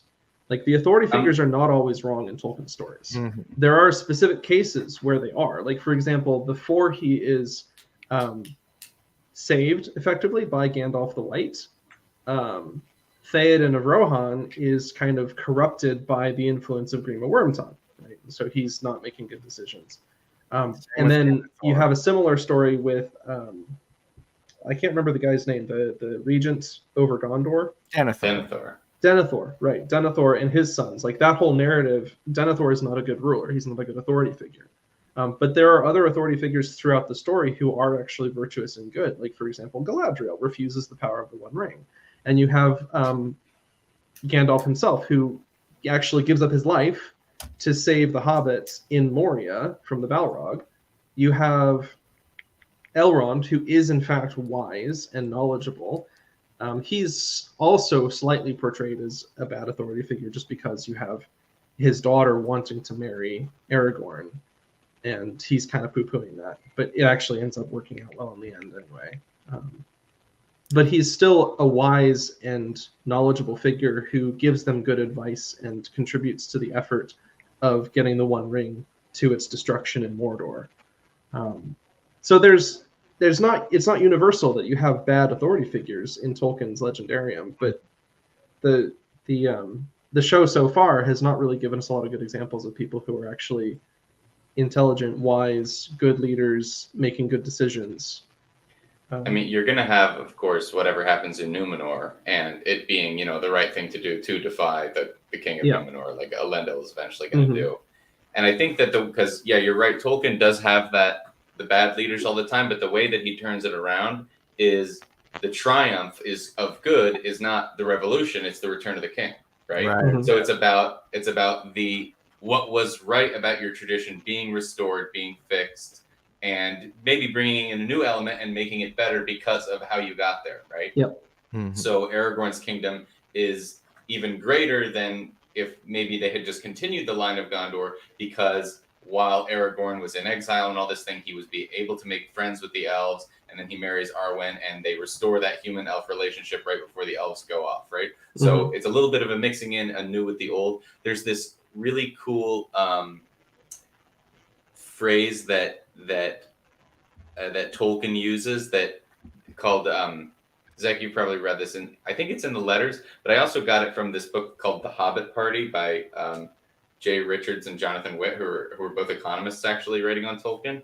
And he talks about the Gondorians, and one of the things that leads to the downfall of Gondorian society is them being over obsessive with the past and only venerating their tradition. And he says something like they paid more attention to the tombs of their fathers than the education of their sons. And he calls that the embalming obsession, right? And he says elves are actually quite prone to this, right? So that's Tolkien's version of extreme conservatism, or even an empty surface level conservatism instead of an actual tradition pulling thing. But anyway, let me add one more point that I just realized now that when you were talking. In Galadriel's recounting of the First Age, right? She completely papers over, completely ignores the fact that the Valar came to save them from Morgoth. The War of Wrath is edited out of the picture, right? She simply says that Morgoth was defeated, ultimately, in the end. And it's strongly implied, therefore, that it was the elves who did it, when in fact it wasn't. That's the other thing, is she paints their war against Morgoth as a heroic act of resistance. No, we didn't lie down and die. We resisted. We went across the sea to Middle Earth and we fought him. And then we won. But things were bad and there was a lot of sorrow. Right. That's basically the summary of it. It edits out the Valar, who are, again, the authority figures, kind of like in Return of the King. The solution to the Morgoth problem was for the children of Iluvatar to actually appeal to their closest connection to Iluvatar, which is the Valar, and get help. Basically, appeal for divine aid against your mortal enemy, and divine aid shall come and save the day.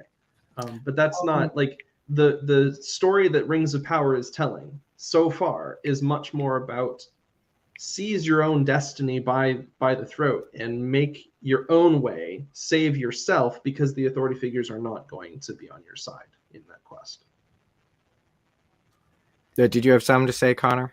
Oh, I mean, and it's a quibble, as certain other authors use that word. So the War of Wrath and the intervention of Valar, it's less about, they do, the children of Iluvatar do have to seek out and plead with the Valar to help them at the end, but it has more to do with humility and accepting the fact that you're wrong, the things you have done are wrong, and so you have to accept the fact for Tolkien that the God's plan for the world, and I'm sorry. No, that's a good point actually. Yeah. But yeah, so they have to humble themselves. Yeah. It's by the power of the Silmaril that Erendil makes it to Valinor, but he's both kindreds, and he has to basically apologize on behalf of all the children of Iluvatar to the Valar for all of their rebellions. Although I really feel like it wasn't man's fault, but that's just me. They just kind of got thrown into it because the Valar weren't there when they woke up. But yeah, so which makes it even more contradictory in the Rings of Power. Yeah, well, what you're pointing out is they're leaving out the virtue of humility. Yeah. Right? I mean, Galadriel is the main character. She is very prideful. She has this sort of weird, twisted, self-punishing pride, I guess is the way I would call it. Like, she's focused on herself, her own agony, her own losses, her own quest for vengeance against Sauron. That's what she's focused on throughout what we've seen in the story so far. And she, this is another good point, that she was not involved in the War of Wrath. In the Silmarillion, I'm pretty sure there's a line that, like, none of the Noldor participated in the war. I mean, it's super vague and everything, but the elves who won were the elves who never rebelled against the Valar. They crossed over with who was the Valar of War? Tolkas, yeah, I'm pretty sure. And anyway, yeah, that's a good point. I'm a bit mixed on it, though. We live in a time where authority is so discredited. I mean, I want to say, yes, submit to authority. But at the same time, so much authority is awful. And, my Roman friends love to say, repent and submit to Rome. And it's like, and then the next breath, they're lamenting how horrible it is that they can't go to the Latin Mass anymore. And it's similar, I'm Anglican, I'm in the ACNA, before the ACNA existed, there's the Episcopal Church, which, one might argue is full of heretics. I am actually Episcopal, but only back to that, there are no Anglican churches where I live, so close enough. Wait, I'm sorry, what was that? So where I live, there are no ACNA churches anywhere near. Otherwise, I would go to that because I am very much a high church Anglican. Oh, me too. And yeah, I didn't know that. I thought you were Catholic for some reason. No, Anglican is. Oh, yeah, Roman. Yes, I'm trying to adopt saying Roman instead of Catholic. But yeah, so I just try to ignore anything that the council, the bishops put out in the Episcopal Church. Yeah, I mean, there's tons of very pious and correct Episcopalians. You're not going to see many Episcopalians saying submit to Canterbury. They don't really. Right. Yes, especially this past year. Yes, past Lambeth. Anyway, but so yeah, for me that's an issue. And also just to connect it to other nerdery, I suspect we'll see it to some degree in this Andor series. I haven't watched Obi-Wan yet, so I'm very far behind on all the stuff, Star Wars stuff Disney's churning out. But I really loved Rogue One. It might be my favorite Star Wars film, and partly because its moral complexity. Where I was talking with a Kantian, I think, unless I'm confusing this conversation, and I always use Rogue One to illustrate my political moral beliefs, which I characterize as neo-Machiavellian, as like Rogue One, acting morally in those situations requires doing things that people would say is immoral, but I would argue they're not immoral. That's what Mhm. morally called for. Anyway, that's going way off topic. But so I think I'm not too. I mean, Tolkien. Yeah, I mean, we've talked about Tolkien's relationship with authority. It is, I suppose, really Tolkien would agree that earthly authority is often very flawed, Mhm. but that. I mean, like, I'm pretty sure there's like stories of him after Vatican II. He'd still loudly say the Latin Mass, like he'd say the replies in Latin and stuff after it switched to vernacular and stuff. Uh-huh. So I think, yeah, I mean, I do fear that we won't get too much emphasis on obedience to divine authority. Though I will say I was quite pleased. They actually did do this right way at the beginning. They correctly telegraphed, communicated Tolkien's Augustinian understanding of evil. Hmm.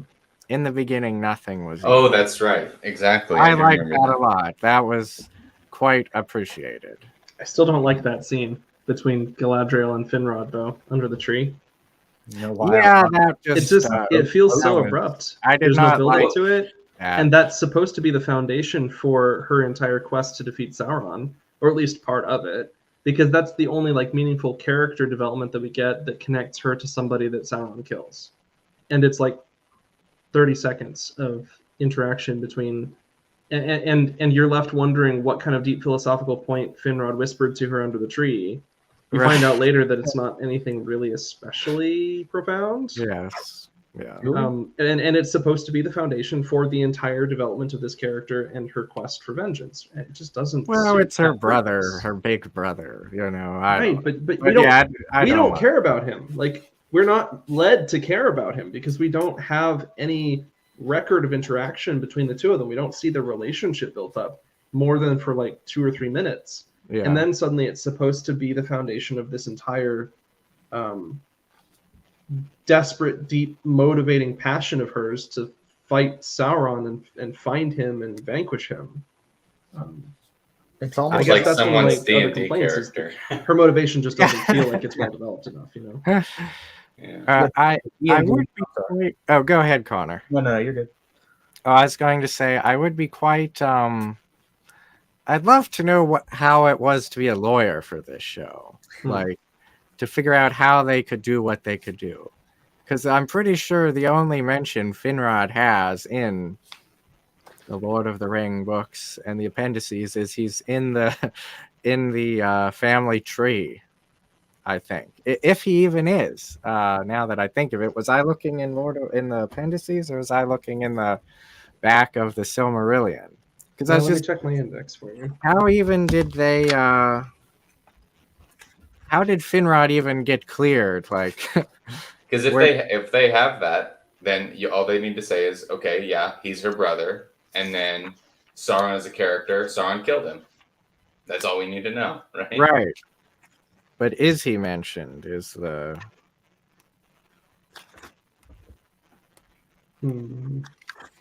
oh, he might be mentioned. There's like a glossary. There's one footnote in Appendix A that mentions him, but it's not related and it doesn't okay. really give. Well, much yeah, they just background. as long as he's mentioned, that's so funny. Like, you must Yeah. have some like really nerdy lawyers. Like, So it must have been that the word Beleriand was never mentioned. yeah, So I they guess. can't do that on the map. And the map. I Right, don't know yeah, how the map copyright for that definitely map not. works. Although Okay, Balerion so hold on. probably was. I Appendix think- B, the Tale of Years, right? okay. There is a line here that says, let's see. It talks about Celeborn, kinsman of Thingol. His wife was Galadriel, greatest of elven women. She was sister of Finrod Felagund, friend of Okay, men, okay. once king of Nargothrond, who gave his life to save Beren, son of Barahir. Okay. Yeah. Yeah. Interesting. But I'm trying to think if they mentioned Balerion in. Wait, did you just say Balerion in that sentence? No. Okay. If it's in one of the songs of Treebeard, can't remember. Because no, he sings about the 7 rivers of Osirian, which is in Balerion. But okay, yeah. Yeah, even that's just so strange, and it's so dumb, really, that the art is constrained by this copyright thing into twisting everything of it. yeah, even in the summary of Appendix B, it simply says the first age ended with a great battle in which the host of Valinor broke Thangorodrim and overthrew Morgoth, and it doesn't say anything. It doesn't say Balerion or anything else. Okay, yeah, Um, yeah. I just Tolkien wanted should to have written comment a on little more in the appendix. Oh well. I just wanted to comment on the D&Dization Mm. of fantasy in general. So Dungeons and Dragons began basically as a pastiche of Tolkien and sword and sorcery, like Conan the Barbarian, and somewhere down the line, uh, fantasy literature and fantasy film and everything else began to mimic D&D. Just like you could see it definitely in the combat scenes, where Galadriel does her like 720 McTwisty scope kill on the troll, Yeah. and then when Arondir like does the freaking the This Is Sparta leap Yeah. out the Mhm. oh my gosh. Yeah, and this goes back to I think it was Josh who was talking about it almost feels like a video game. Well, that was actually Connor. You mentioned that it sort of felt like a video game, or it might have been Marcus, but Okay, it must have been Marcus then. Yeah, and that's what aesthetic like cinematographically I feel is wrong about the show, because it feels like one of those overdefined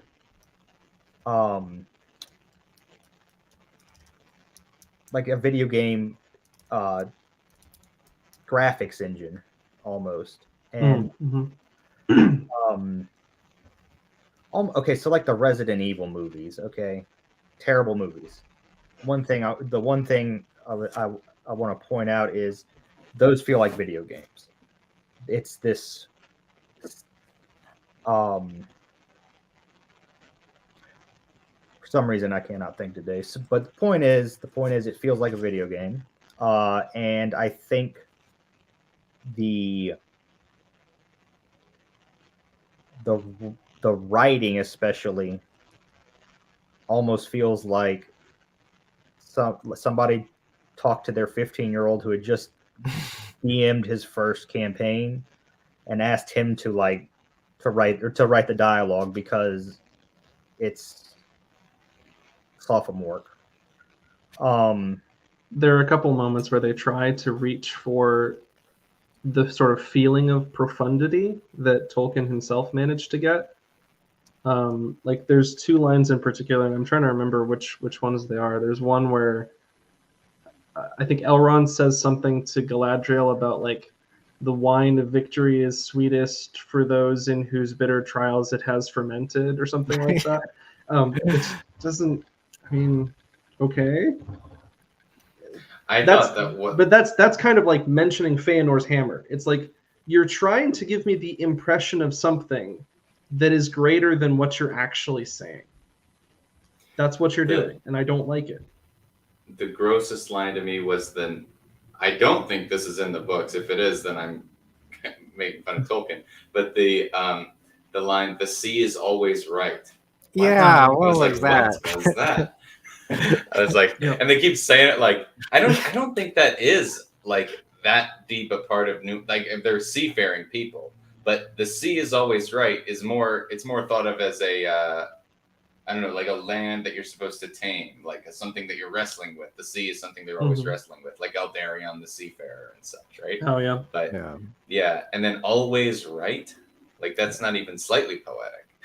Mhm.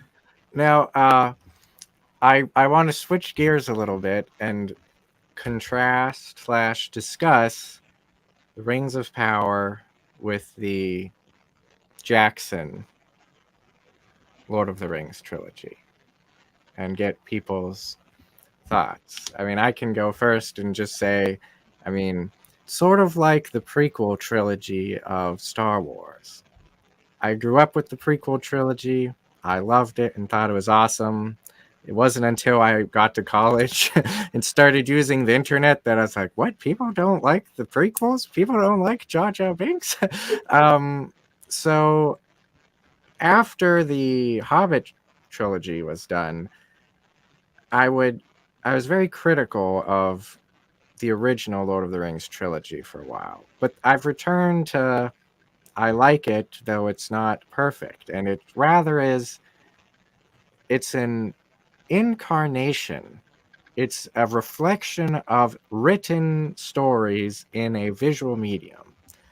And sort of it's the same thing with the copyright. Once copyright's expired, people will be much more free to like it's because of copyright we get all bent out of shape, I think, to some degree. And the point Marcus was making about canon, I think, too, that it's like, oh, this is the film of Lord of the Rings, and it didn't do XYZ. Whereas I look forward to a future where there can be many interpretations, film adaptions of Lord of the Rings that emphasize different things, that do different things, that do things in different ways.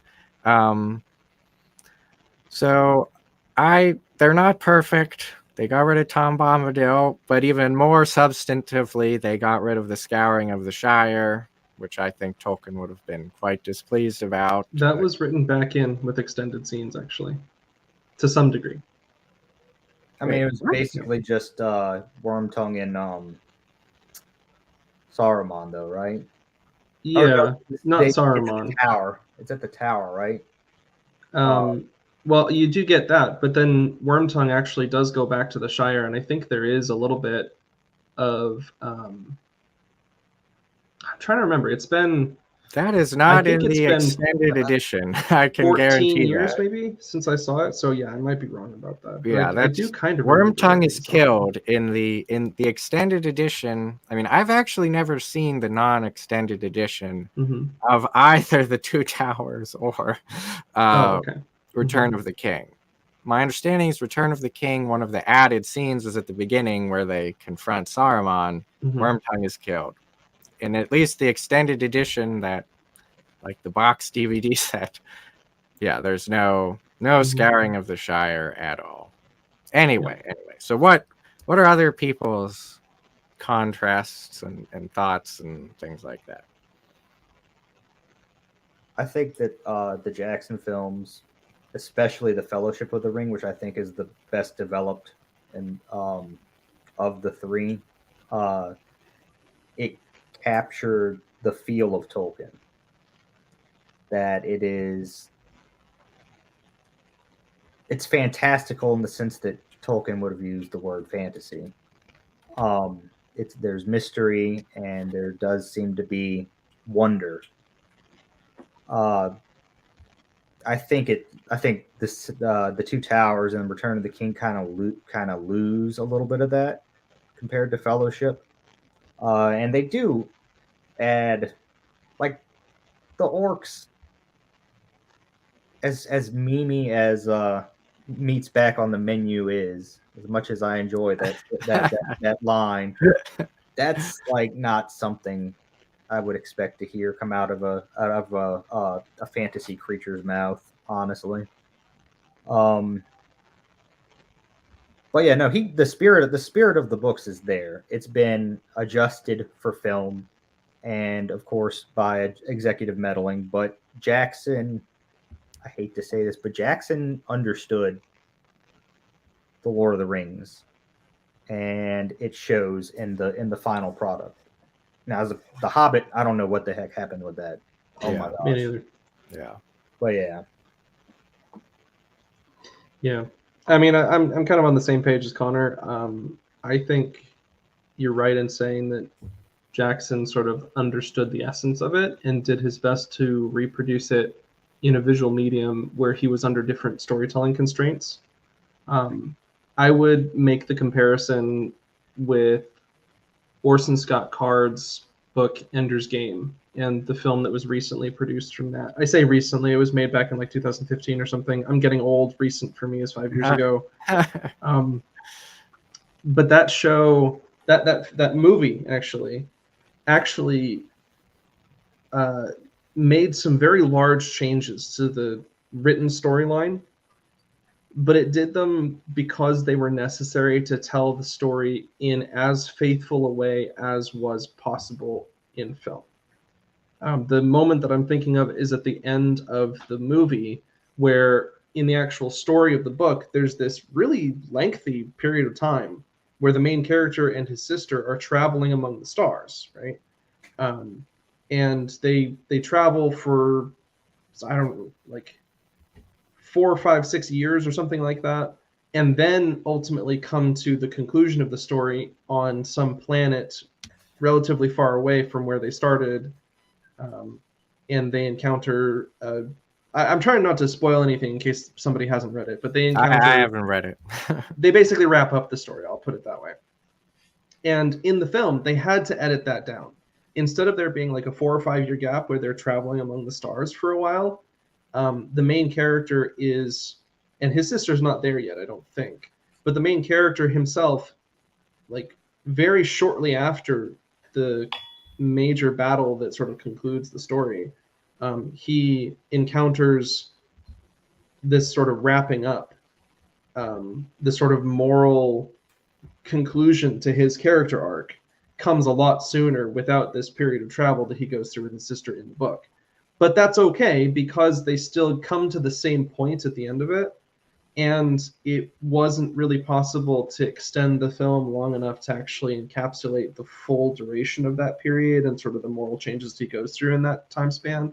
They also cut out like a particular book that he writes, which becomes hugely influential in the intervening years.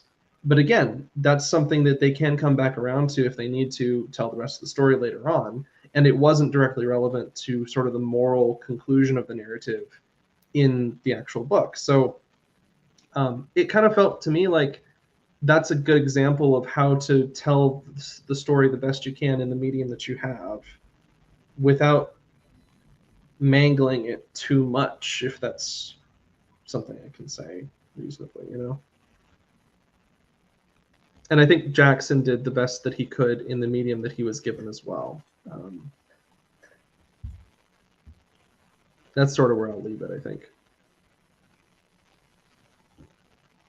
What do you think, Marcus?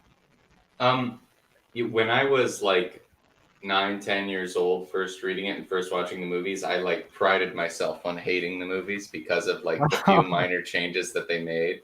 Like, because there were like, just like, I get prided on myself on knowing what was in the books first off, and then getting to say that it was wrong. But and over the years, I've warmed up to the movies like much more, and or the Jackson movies, that is.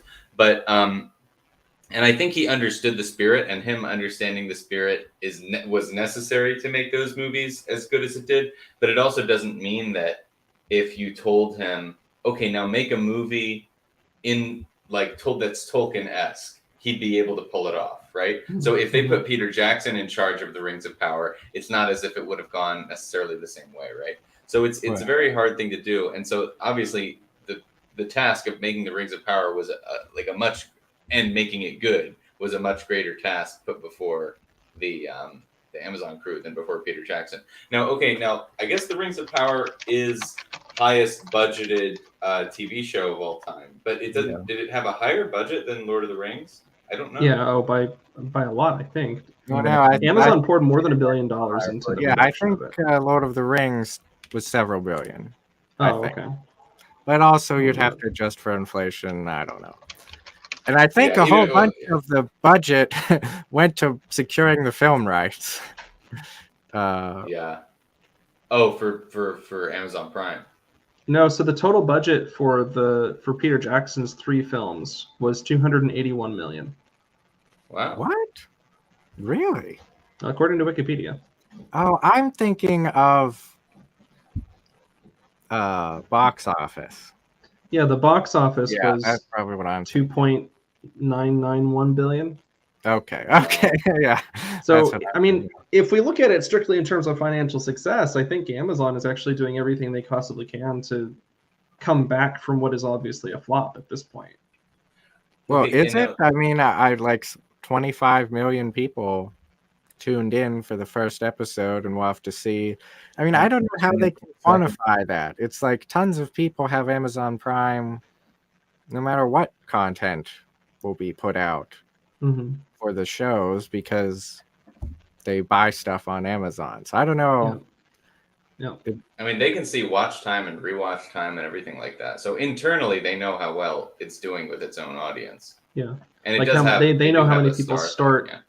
They know how many people like watch the first 15 minutes and then just tune out. Yeah. So, The one thing that I did notice that you have to kind of credit them for is I noticed at one point I was like, these scenes, they have these big wide shots, these big overhead like landscape shots or big building shots, and then they go immediately to like a small room. Even like the Gil-galad scene where he was giving Galadriel a commendation was like in a set, right? Even when they go into Moria, it's either like two people and then like basically a CGI Moria, or they were in that small room for like the rock smashing contest, right? And I was like, this is kind of strange because it's giving me there's no medium level here. There's no like room to breathe almost to kind of feel like I'm in this world looking around and not just in a set piece. And then I remembered that's because they shot so much of this during COVID, during like the real, because they were almost thinking about canceling the show and it's screwing things over because they were still in the middle of shooting when COVID first hit. So you have to like say, because the people were thinking it was going to ruin the show, just the fact that they did it that way. So keeping that in mind, I was like, just kind of pitied what situation they were in for a lot of the shoots and stuff. I think they reshot a lot of stuff, but that might explain that set piece choice. It's either basically large CGI shots or really tight personal in-room shots. Yeah, and I keep forgetting to say it, but I keep thinking of it every time someone mentions Elrond. I do not like bureaucrat Elrond.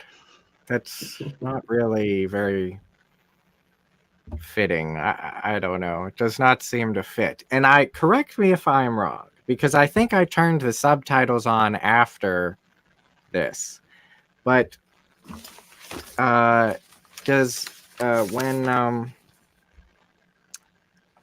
does that messenger say like, oh, this meeting's for elf lords only? Yeah. Is that insinuating in episode 1, yeah. Elrond's half elven? I mean, well, actually, it took me more effort than I would like to admit to come to that conclusion. I think it's actually a flaw of the storytelling, because up to that point, unless you know some of the backstory from The Lord of the Rings, you don't actually know that Elrond is half elven. In fact, even watching Peter Jackson's Lord of the Rings will not necessarily tell you that Elrond is part human. So you kind of have to already know that that's the impact of it, because otherwise you could interpret it as elf lords only. Is he not an elf lord? Like, is he an elf peasant or something like that? Like, what's going on here? yeah. Well, they do get to that a bit when they show that Elrond and Elros. Is Elros right? It's in episode 3, though, right? Yeah, that is in episode 3. But I mean, they do get around to it. I mean, really, I can't blame them that much for that, because in The Hobbit, I'm pretty sure Tolkien identifies Elrond as Elrond the half-elven. He just, Elrond the half-elven. And then that sort of dropped for Lord of the Rings, if I remember correctly. Not really, I don't think. Well, I don't think they call him the half-elven like they do in The Hobbit. Mm-hmm. But, yeah. Yeah, that was just odd. The elf. That's the thing. It's like in the Silmarillion, the elves are sort of more human, in a sense. Like in Lord of the Rings, the elves sort of come across as like perfect, more perfect, better than men. Where in the Silmarillion, there's like no question. Boy, look at all these scumbags. Can I make another complaint? Yeah. This may be a small thing. And we're probably getting close to needing to wrap up, but like, it's having to do with Arondir's story. He goes off down that tunnel that the orcs have dug, and he starts seeing stuff and hearing stuff, and he tries to escape and dives through some water and climbs up on a thing, and then suddenly he gets grabbed from behind, right? Part of the lore of Lord of the Rings in the Middle Earth and all that is that elves have really great hearing and sight. And just a few episodes before, you had actually seen all of that in great detail, right? Where what is it, Arondir and his companion go into the village for the first time, and even before he opened the door, he heard them talking about some kind of poisoning that had happened. Mm-hmm. Right? So he has this hearing, and then apparently his elf friend, even though he was like standing halfway across the village, could see him standing at the well conversing with this human woman.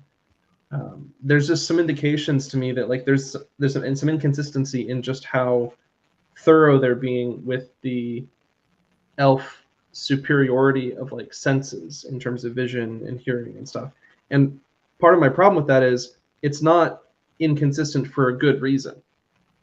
Like this this moment in the tunnels where he gets grabbed from behind is just wildly cliched. A lot of the storytelling actually goes like that. I mean, Nori and the Harfoot children in the bushes, like when they're eating raspberries, and then one of them finds like a wolf track, and the camera looks at Nori, and in the background you can see up on the hilltop the wolf, like out of focus, turns and walks down the hill. That's another one of these wild cliches. Something moves in the background. They also do that in the opening of the first episode, where where the elves are being watched inside the fortress, where the ice troll, like the hand like moves and the ice troll like walks away somewhere. A lot of these things just seem like the sort of cliches that I would expect out of the sort of writing from some throwaway show on one of like the 10 billion different streaming services that we have now, that like, I don't know, a few dozen people watch it and they think it's kind of mildly good. But it's not the sort of storytelling that I would like to see in the context of the Lord of the Rings. Yeah.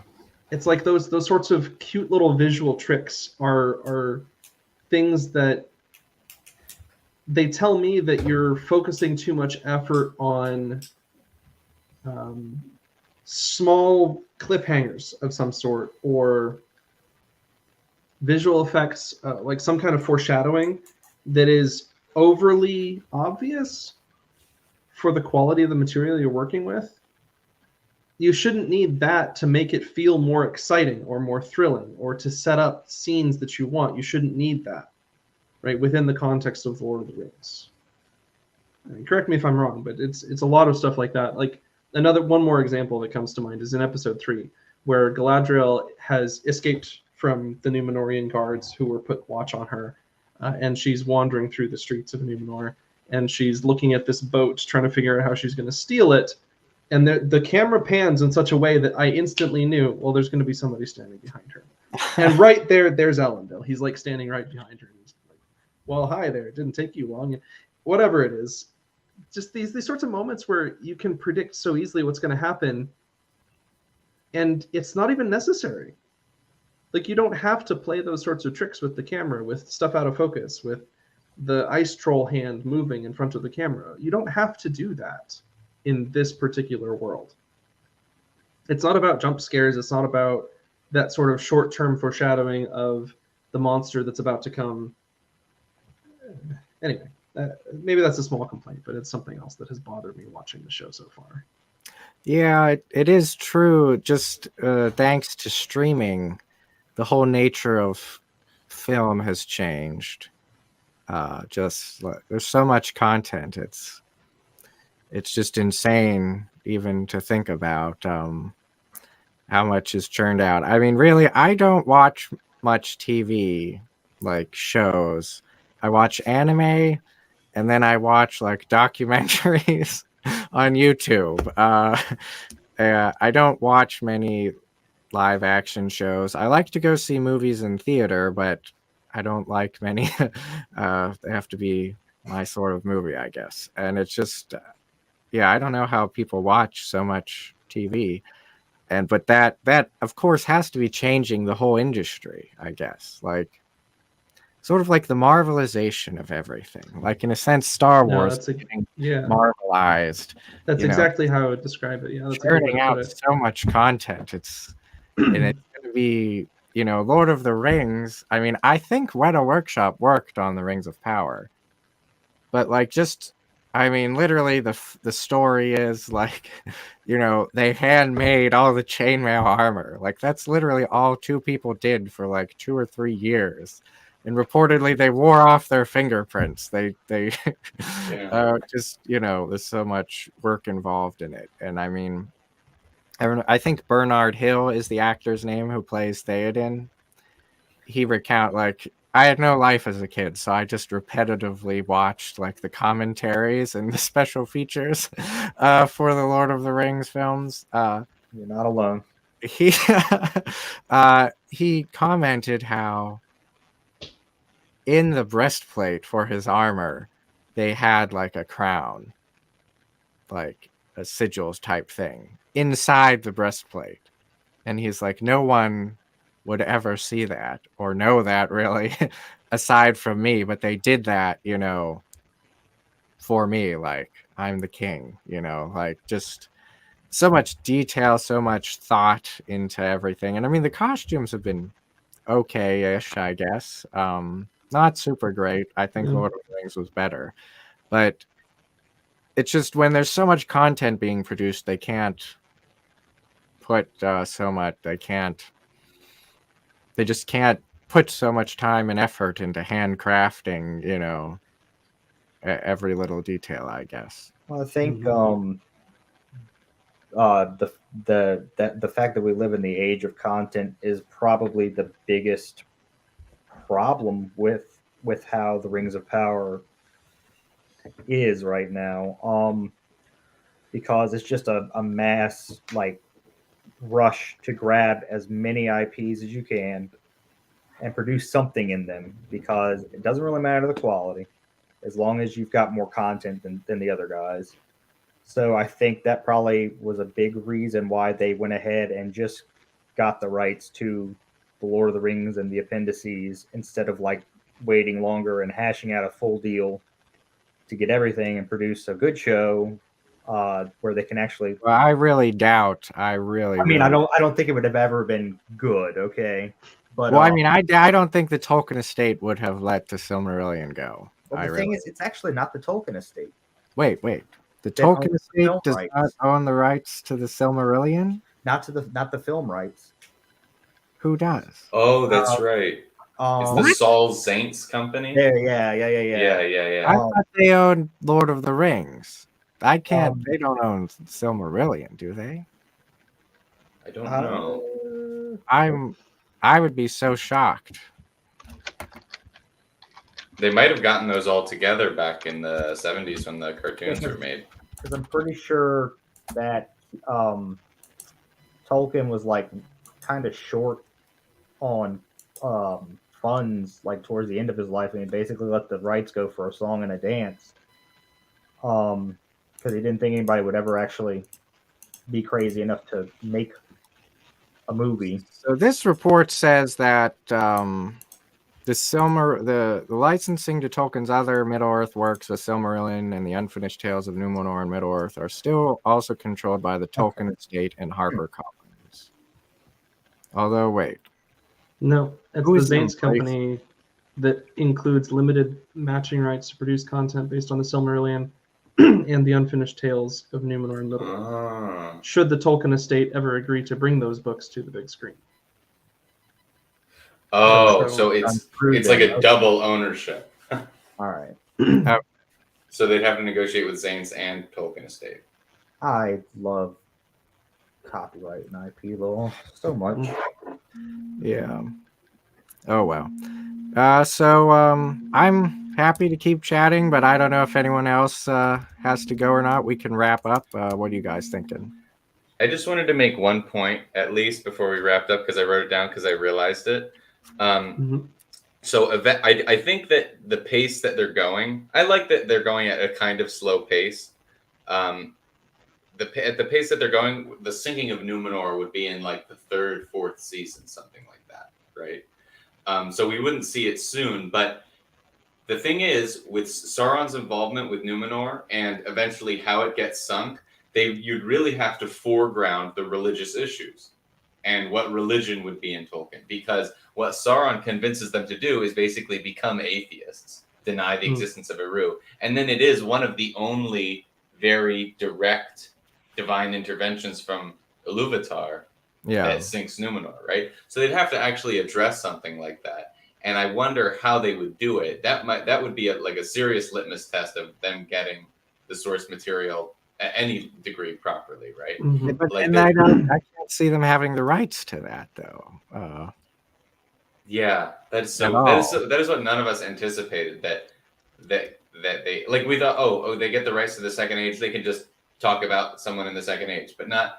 They can talk about the Second Age, but they can't talk about anything that happened before. That really just makes Well, so but then weird. the question is, like, what on earth are they going to do with their characters that they're establishing in Numenor, right? If they're not going to tell the story of its downfall in a way that's even remotely honest to the source material, because they can't, then what are they ultimately going to do with Elendil and his sons and the other characters that they're establishing with Galadriel's current excursion in Numenor?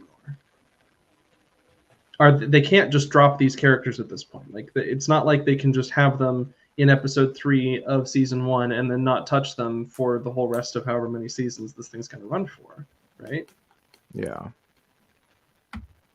Yeah, I don't know. I mean, on the one hand, we'll have to see. I mean, I think I'll probably keep watching it. Sort of, like when I watched the first 2 episodes, I was taking notes and I was going to be like, oh, I must consult the sacred text to see everything they got wrong. Yeah. Then the third episode, I was like, oh, that's too much work. I'm just going to let it ride. I'm just going to watch it for what it is. And I'll probably mentally note, that's not right. But you didn't feel a deep and abiding sense of peace when they showed an elf shedding a tear over chopping down a tree? Like, that didn't just redeem the whole show for you? That reminds me, though. I do have a defense of Arundel and that woman, the human woman. So there is. I'm trying to think. I can't remember where it is. I know in Lord of the Rings, I'm pretty sure they say, but then it's discussed elsewhere in Tolkien's, vast notes written on napkins. The Prince of Dal Amroth, they say it's rumored he's part elf, Oh, yeah. I remember that. So there is, and then there's some talks at some point of like speculation of what elves could have, in the Silmarillion, they mentioned some elves, going down the river and all that. I don't, it's been a very long time since I read all of that. But so I think the key thing, though, is in that version of things, it was a dark elf. One of the Avari. Yeah, not a Noldor. Well, I mean, Tolkien doesn't necessarily preclude the possibility of other matches of the Calaquindian humans, like, for example, Turin and Finduilas. That her name always. Now they can't be like successful. They can't produce children or anything like that, because we know that there's only the 2 lines of the half-elven. But I mean, that doesn't bother me. I'm sure there are other humans and elves who feel a deep connection, etc., what have you. That was not one of the more offensive things that I can hear. Yeah, and I didn't find that too much either. It is curious that almost every actual elf-human relationship that we do see is a male human, female elf. This would be the first male elf, female human, unless I'm missing something. Yeah, I think so. That does sound right. So you had Beren and Luthien. Luthien was actually half Maiar, though, which makes it even weirder. Yeah. and then you had Arendelle. Yarendil and Elwing, Yeah. right? Well, that they And then come Aragorn from and Idril Arwen, and too. Tor. Right. Yeah. That's yeah. What was that, Connor? Well, Elwing is the daughter of Idril and Tor. Right, yeah. Right. Yeah. So, yeah. Yeah, I don't know. We'll just have to see. I mean, I'm Mhm. not super passionate about it. I'm, Yeah. you know. I'll keep watching it just to see how it proceeds. I could foresee a point where they've gone so far off track and the story is just so awful that I'm not really interested in watching the rest of it. Maybe I'll just like read the plot summary on Wikipedia after that point, so I know, Yeah. like, have in my head, okay, well that's where it's going. But it's not there yet, you know, and I don't feel especially good about like giving them the +1 watch count. But for the sake of like discussions like this, I think it was probably worth it. Yeah. So how about we do everyone we'll do some concluding thoughts and I'll go first. And I thought this was a very good discussion. Everyone raised some good points to think about. It made me think and covered things I hadn't thought of. Yeah, I'd still just say the main redeeming hope for the show is that, you know, it'll inspire people like, you know, like Lord of the Rings did. The trilogy Lord of the Rings will inspire people to read Tolkien. Maybe this will inspire people to read not just the Silmarillion, but Unfinished Tales and the history of Middle Earth and everything else. There's a whole world of Tolkien out there that's great fun to be nerdy about and delve into, and that has, I mean, Tolkien had so much insight and he reflected on so many things through fiction that he never even got close to publishing that, you know, his son put out there. And so that's my main thought is, you know, this will sort of how Iluvatar tells Morgoth that there's nothing you do to corrupt my work that I can't turn towards good, you know. I think it's the same thing for this show, I hope. You know, it can lead people. It's sort of the snack that leads people to the full banquet, I guess. So whoever wants to go next can go next. I'll just say, yeah, I think we've all sort of come to a similar conclusion that, yeah, it's not a positively offensive thing towards Tolkien, but it's just sort of a meandering along, like all of the like mass produced Netflix type of shows that we see. It's just like they happen to put Tolkien in the input there, and then they output something, right? And then and this is what we get. And I do like the.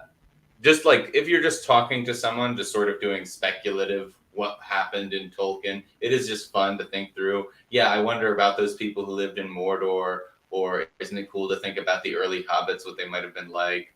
But so in a sense, it's got that feel to it, which I like. So yeah, it's just watching it is almost like, what did these? Because I'm sure the people that were writers on the show are like serious Tolkien nerds to some degree, right? They wouldn't have probably been chosen as writers for the show without it. So it is just like talking to these other Tolkien fans, like, oh, wouldn't it be cool if the hobbits like met one of the wizards earlier on? Wow, that would be cool. I don't know. So yeah, you got that kind of stuff. It's like fun at moments, but never overwhelmingly great. Yeah. Mm-hmm. Who wants to go next? Okay.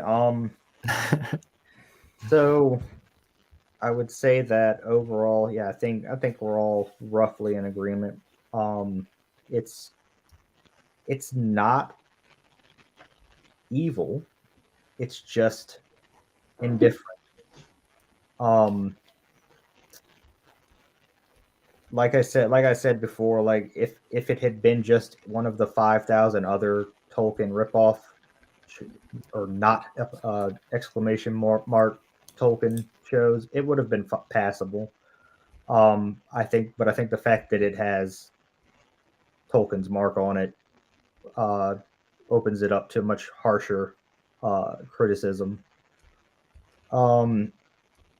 It honestly, it doesn't even feel like entertaining at parts, and I think that's the big takeaway is it's not a great show even on its own merits.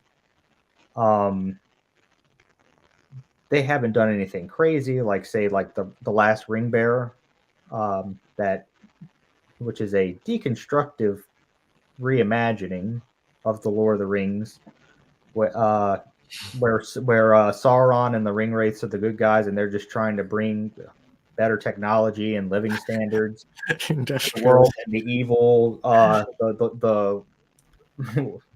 the white misogynistic old money elves and men keep trying to put them down. It's not that, although I almost wish it would have been that, because then it would have at least been in some sort of dialogue with Tolkien's thought, whereas this is just taking the shape without any of the substance. So yeah, 4 out of 10. Last Yeah. word to you, Josh. I think I'm more or less with Connor on this one. It's uninspiring. It is an incarnation of something, like Marcus said, that like there's, if you imagine this big box that has some kind of mechanism in it to churn out content, and you just stuff Tolkien in the top, this is what comes out the bottom after all the marvelization and whatever else goes on inside the box, which is really uninspiring. And in some ways, this is perhaps the most likely letdown, right? If you had delivered this show with that kind of budget into the hands of somebody who really wanted to attack Tolkien's legacy, like Connor pointed out, you could have come to something that was a lot worse in some sense, that like masqueraded as Tolkienian, but in reality was an actual total subversion of it. I think that could have been a worse outcome. There are ways that you could have taken the IP and intentionally gone in a direction that would be antagonistic to Tolkien's legacy. And that hasn't happened. That's good. But it's also bad because it just sort of means that like the best we can hope for is that Rings of Power goes down in history as like meh, I will say that I think the modern values that are written into the story, because of it being just a creation of the box of marvelization, right? What happens inside that box produces the same kinds of stories, no matter what else goes into the top. And that kind of story is a very modern story. It's based on the values of the audience to which this is being delivered. And it doesn't do anything to bring Tolkien's Christian values that he wrote thoroughly into every tiny piece of The Lord of the Rings. It doesn't bring those values to our modern context in a way that actually generates a good dialogue. It's like Connor said again, even if you had somebody trying to reverse it, trying to subvert it, that would have started some conversation perhaps. This is just blah, it's bland. It doesn't have much to say on its own merits. And ultimately, the world is probably not going to be that much different for it having come around. Well, unless, it sparks, mass reading of the Silmarillion. But I see what you're saying. On its own merits, yes, it probably won't. But thank you so much, everyone, for joining me. I think this was a great discussion. I had a lot of fun, and it was helpful for processing thoughts from the show and everything. So I can say one thing, Zach, at least for me, it has prompted me to do some more reading of Lord of the Rings and Tolkien in particular. Oh, good. Yeah. Good. First, for like research in advance of this and for comparison with the show, but also secondly, because it is something beautiful that's been a little underdeveloped, I think, in my life and my literary background. So that much is good. Digging stuff up. I mean, I thought, they had found everything, but just, in the last year they came up with The Nature of Middle Earth, which is just a lot of really tiny things, but fascinating, fascinating tiny essays. Dwellings in Middle Earth. Mhm. Note on Elvish Economy.